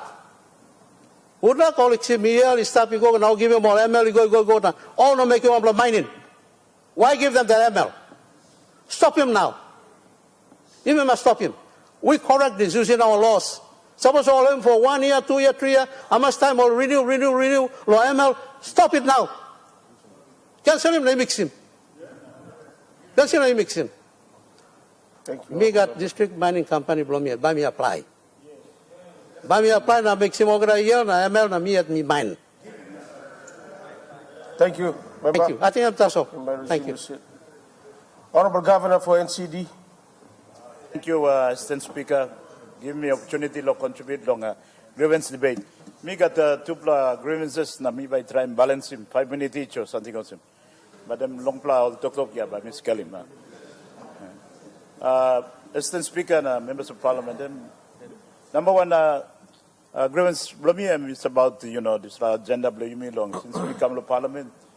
It's a right agenda, needs to be advocated, rural agenda. Mr. Assistant Speaker, you member of Bogian, me respect him you. Olga member along rural areas too, you may respect him you plan. This narrative that 80% of our people live in the rural areas is very important. We must maintain it. But grievances Blomina, I think all member Blomina along urban centers, and me neglected for how many years now? Nearly the good part of the 50 years. Me them taken for granted, or you may just ignore him. That's all. Me like just take advantage of this opportunity to raise the urban agenda. Mr. Speaker, now honourable members, Mount Again is important to all of Western Islands and the Upper Islands region. Ley too is very important to Morobe and Momase and Papua New Guinea too. It's a center point, you mean crisscross Goikam. Likewise, Kokopo, na Goroka too, very important urban center. Here, mostly it's our capital.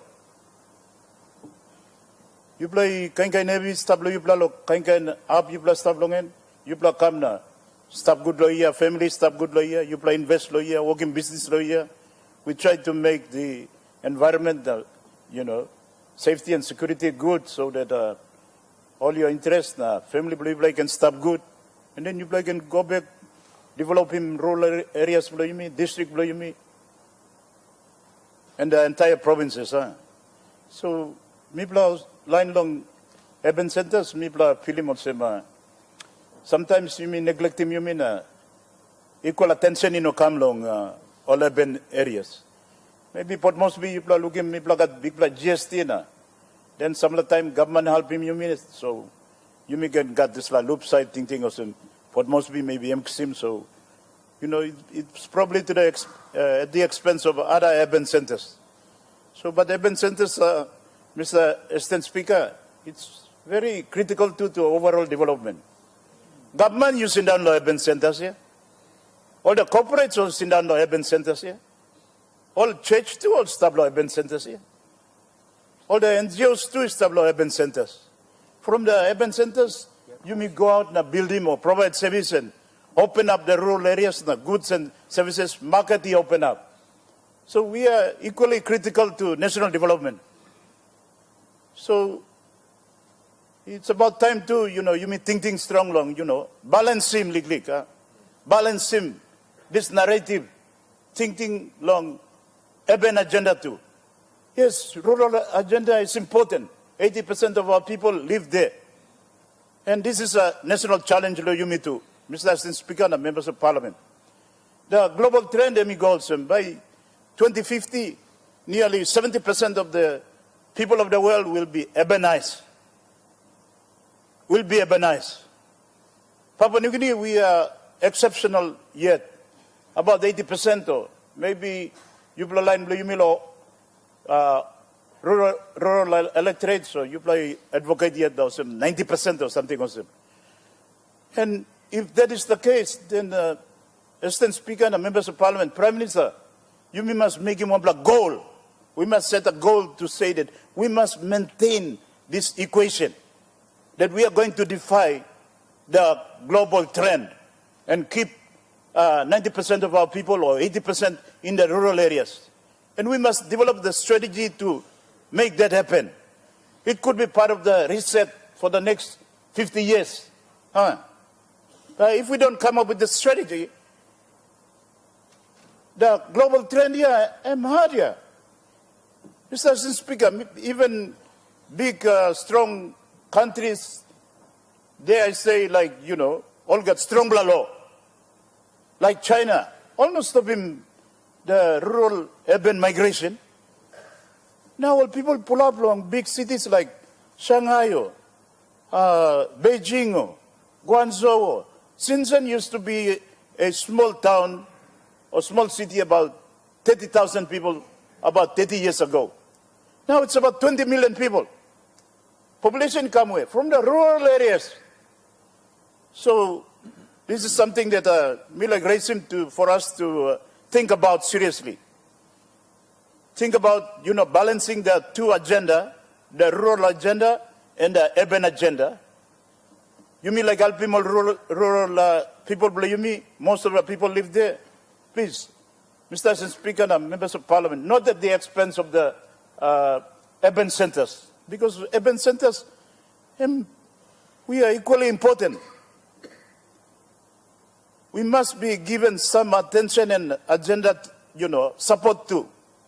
All towns blow you must look out them all too. The infrastructure and needs blow urban centers. Increasingly population will come. Hey, people are facing challenge every time here. Infrastructure challenges, services challenges, creating housing, providing opportunity. It never ends. It never ends. We are challenged every time. Rural areas, I think you play open members staff now. Some play you play can go now. Online you mean a place. All got house from all got wara staff, all got garden staff, all got pig staff. So all stuff good here. Now people along rural areas, urban centers, people who come now, all got garden now. All by look at the kakaruk na pig all no got here. So they have to survive on cash economy. And we have, all no got house. So we have to think about housing for them. And provide health and education. Picking population go big plan. We are under pressure all the time. So me like highlight him this so that this national narrative that 80% of our people live in the rural areas, you can keep him. Me no against him. Me plan urban centers, me plan no against him. But me plan like him legally goes him. You balance him legally. So that we think about the urban centers, their critical role in, national development and in providing, opportunities for our people, service for our people. It's very important for all of us. In the world now, you look at Australia. If you look at Australia, it's about 80% urbanized. If you look at our neighbors like Philippines, Mr. Assistant Speaker, there are 3 cities that define that country. Manila, Cebu, and Davao City in Mindanao, down south. Everything rotates around the 3 cities. All the development, the information, the market, the services. That's the significance of urban centers. So me like, take advantage of this grievance debate to highlight that. So me like take into consideration national planning, national development, resetting, narrative you meet to here.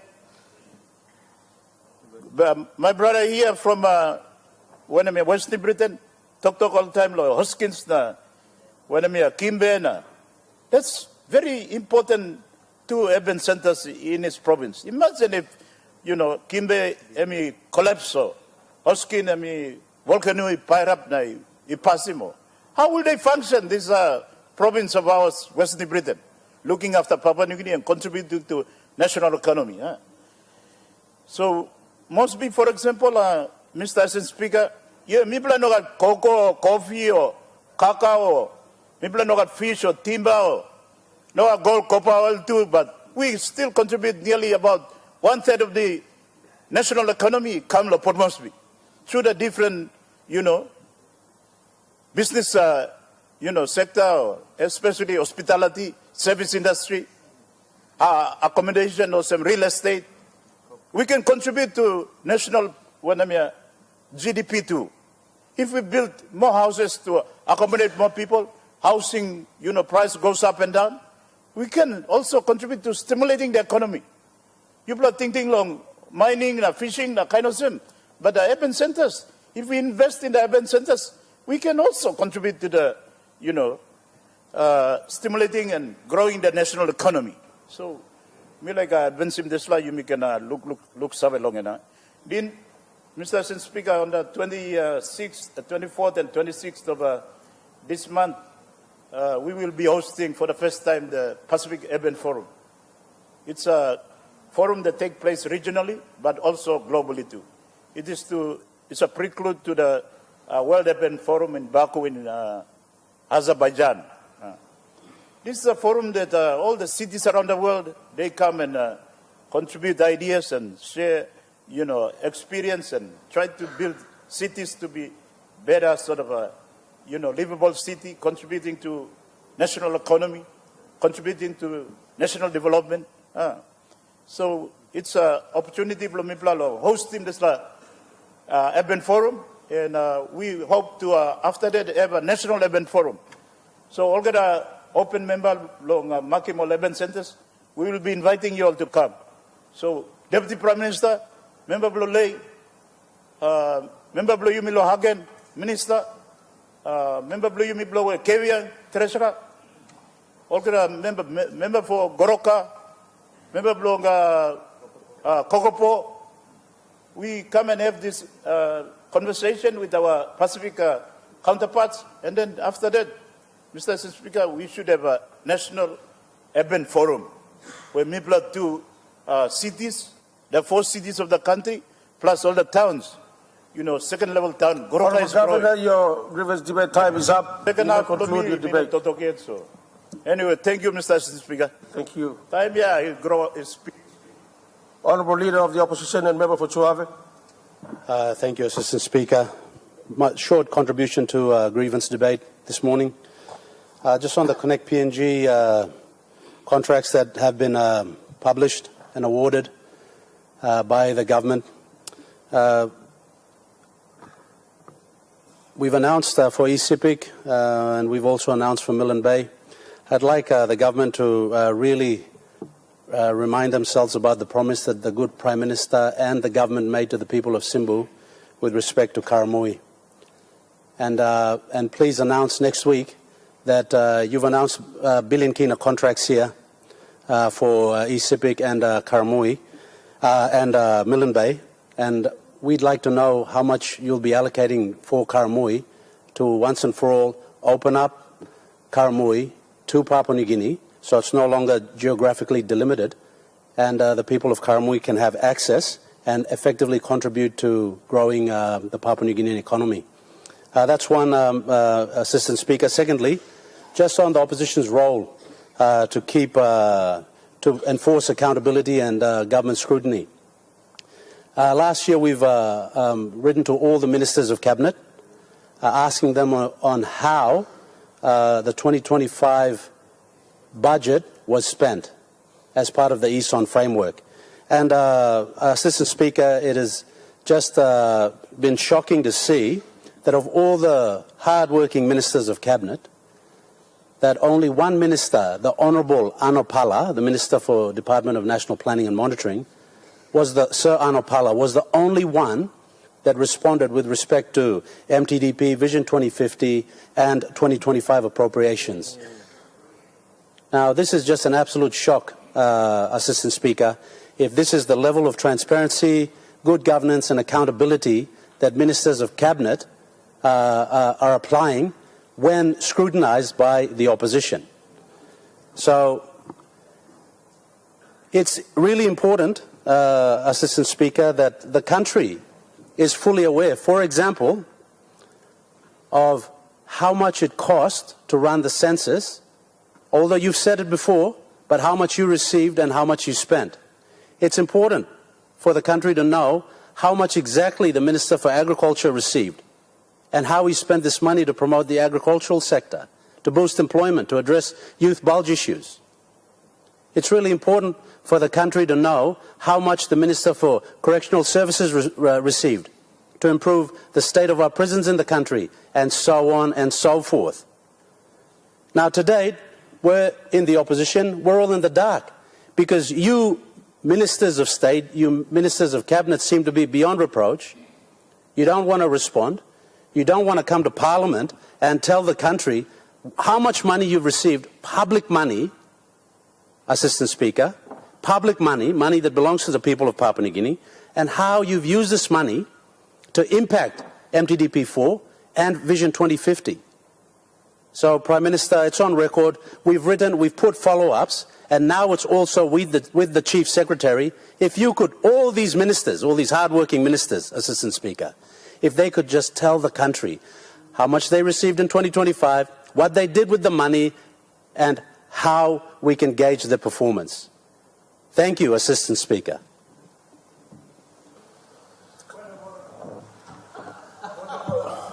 It's grievance debate. What's your point of order, Minister? With respect to the opposition leader, there are criteria that we follow. We don't report the opposition leader. The government agencies, government bodies, we report to. We don't report to the opposition leader. Thank you very much. Minister, your point of order is out of order. This is a grievance debate, and the opposition leader has all the right to lay out his grievances on the floor of Parliament. Minister for Works and Highways. Thank you, Assistant Speaker. Long give me little time to long contribute long grievance debate today. Assistant Speaker, grievance debate below me. This would be my first grievance debate that me putting me come long floor since me come up regional member of Bougainville. Na me like isim this opportunity long talk click long walk about Bougainville. Assistant Speaker, last two days or inside of this week, some important agendas have been come inside the house. You may give him big look save long all mama, now all daughters bla you me, our women of PNG, and I want to acknowledge our leaders, our three leaders, Minister Cassis Sawong, Member Blomilo North Bougainville, Mama Franco, Honorable Francisco Samoso, and Governor Blomilo Central, Honorable Rufina Pita, all Mama and all Mary, all representing the greater Papua New Guinea women. At the same time, too, me sinili opportunity lo talk thank you lo Mama Blomi. Mama Blomi and Blo Popondeta. She turned 80, April. She has the hindsight of the past, and so I am grounded in her wisdom. So me talk thank you na Olgata Mama Blomi lo Bougainville. Assistant Speaker, liklik contribution Blomi Amolsem. The women of Bougainville, since the civil unrest, may have been the most disadvantaged women since Yumi gained independence, Yumi, because only been losing almost 12 years of their lives, constantly running, looking for shelter, and having uncertainty if they were to live or to die. They were also burdened by the trauma of having their husbands, their brothers caught in the conflict. And so the trauma was horrendous. Now these women birthed young men and women back then. And whilst they went through their lives, 20 years later, those young men and women have now become parents also. And so we've lost a generation of proper family homes. And the trauma is deep with our young men and women of Bougainville. But having recognized the women of Bougainville and the females and the children that went through the trauma, I must also highlight that even the soldiers, the defense force that were sent to Bougainville at the early age, some were 19, some just got married. They also left their wives, the young family behind. So the trauma is not necessarily just on Bougainville. It is also deep in our defense force.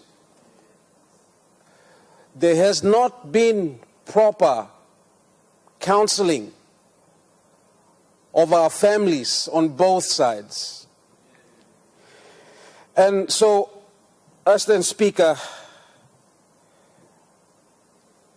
I ask the wisdom of this House that whilst two governments have come towards the pointy end of our peace agreement, which speaks of the referendum result coming to the floor of Parliament, we have a moral obligation to look at those families that have been traumatized still today. And I did echo to our good Prime Minister and to our caucus, and I ask the same to our opposite, that whilst we acknowledged our women of Bougainville, I ask that the government also give recognition to the children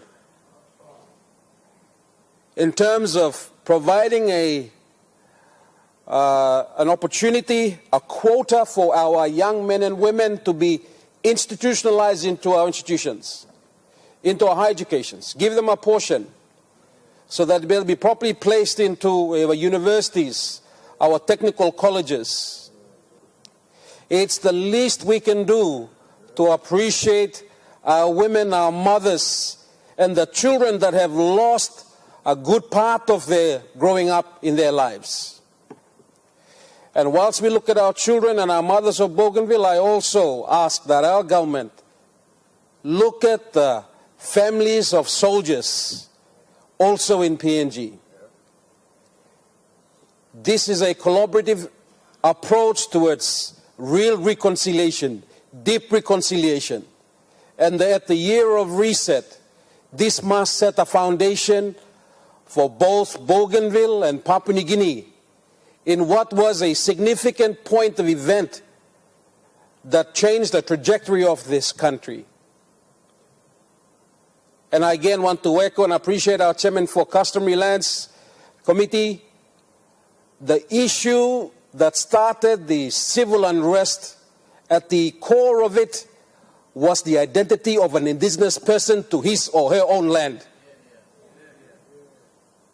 The unfair treatment of the colonialism, the system and structure which was not favorable to the indigenous person, that has caused Bougainville to uprise, and we saw the civil unrest in Bougainville. And so at this time of reset, whilst we look back onto the past, we look at what is before us, and we have an opportunity to at least write a better future for both Bougainville and Papua New Guinea.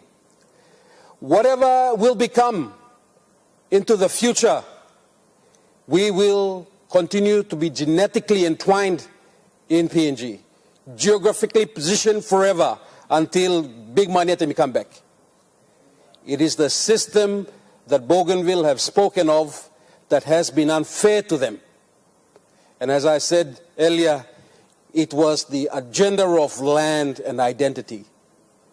And I am so pleased that the chairman in this reform is now giving an opportunity for us to take full ownership to what was already ours. It was not terra nullius. It was already ours. And it is what was given rightly to us. And this forum of leaders today, in this year of reset, I want to appreciate both sides. And this government also has been very fair. We may have policy differences, but when we have a common agenda, we are equal. And it is also refreshing to see that there are healthy arguments. We must have healthy arguments. As I said earlier, because it is the people that we must serve and do better. So at this juncture, Assistant Speaker, grievances below me, long. highlight timul needs blong ol mama blomilo Bougainville na walkabout blong Bougainville na PNG into the future. And me hope how he can harim na Yumi can put him some strong policy na program blong all tupla families on both sides of our beautiful country. Thank you, Mr. Speaker. Thank you, Leader of Government Business. Honourable members, I now interrupt the debate, and the question is, the grievances be noted. Those in favour say aye. Aye. Those against say no. Leader of Government Business. Thank you, Mr. Speaker. Mr. Speaker, I ask leave of Parliament to move a motion without notice. Is leave granted? Aye. Leader of Government Business. Mr. Speaker, I move that the leave of absence be granted to Mr. Theo Pelgin for the duration of the meeting due to ill health. The question is that the motion be agreed to. Those in favour say aye. Aye. Those against say no. Leader of Government Business. Mr. Speaker, I move that Parliament do now adjourn until Tuesday, 17th March 2026 at 10 o'clock a.m. The question is that the motion be agreed to. Those in favour say aye. Aye. Those against say no. Honourable members, I adjourn Parliament to Tuesday, 17 March, 10 o'clock in the morning.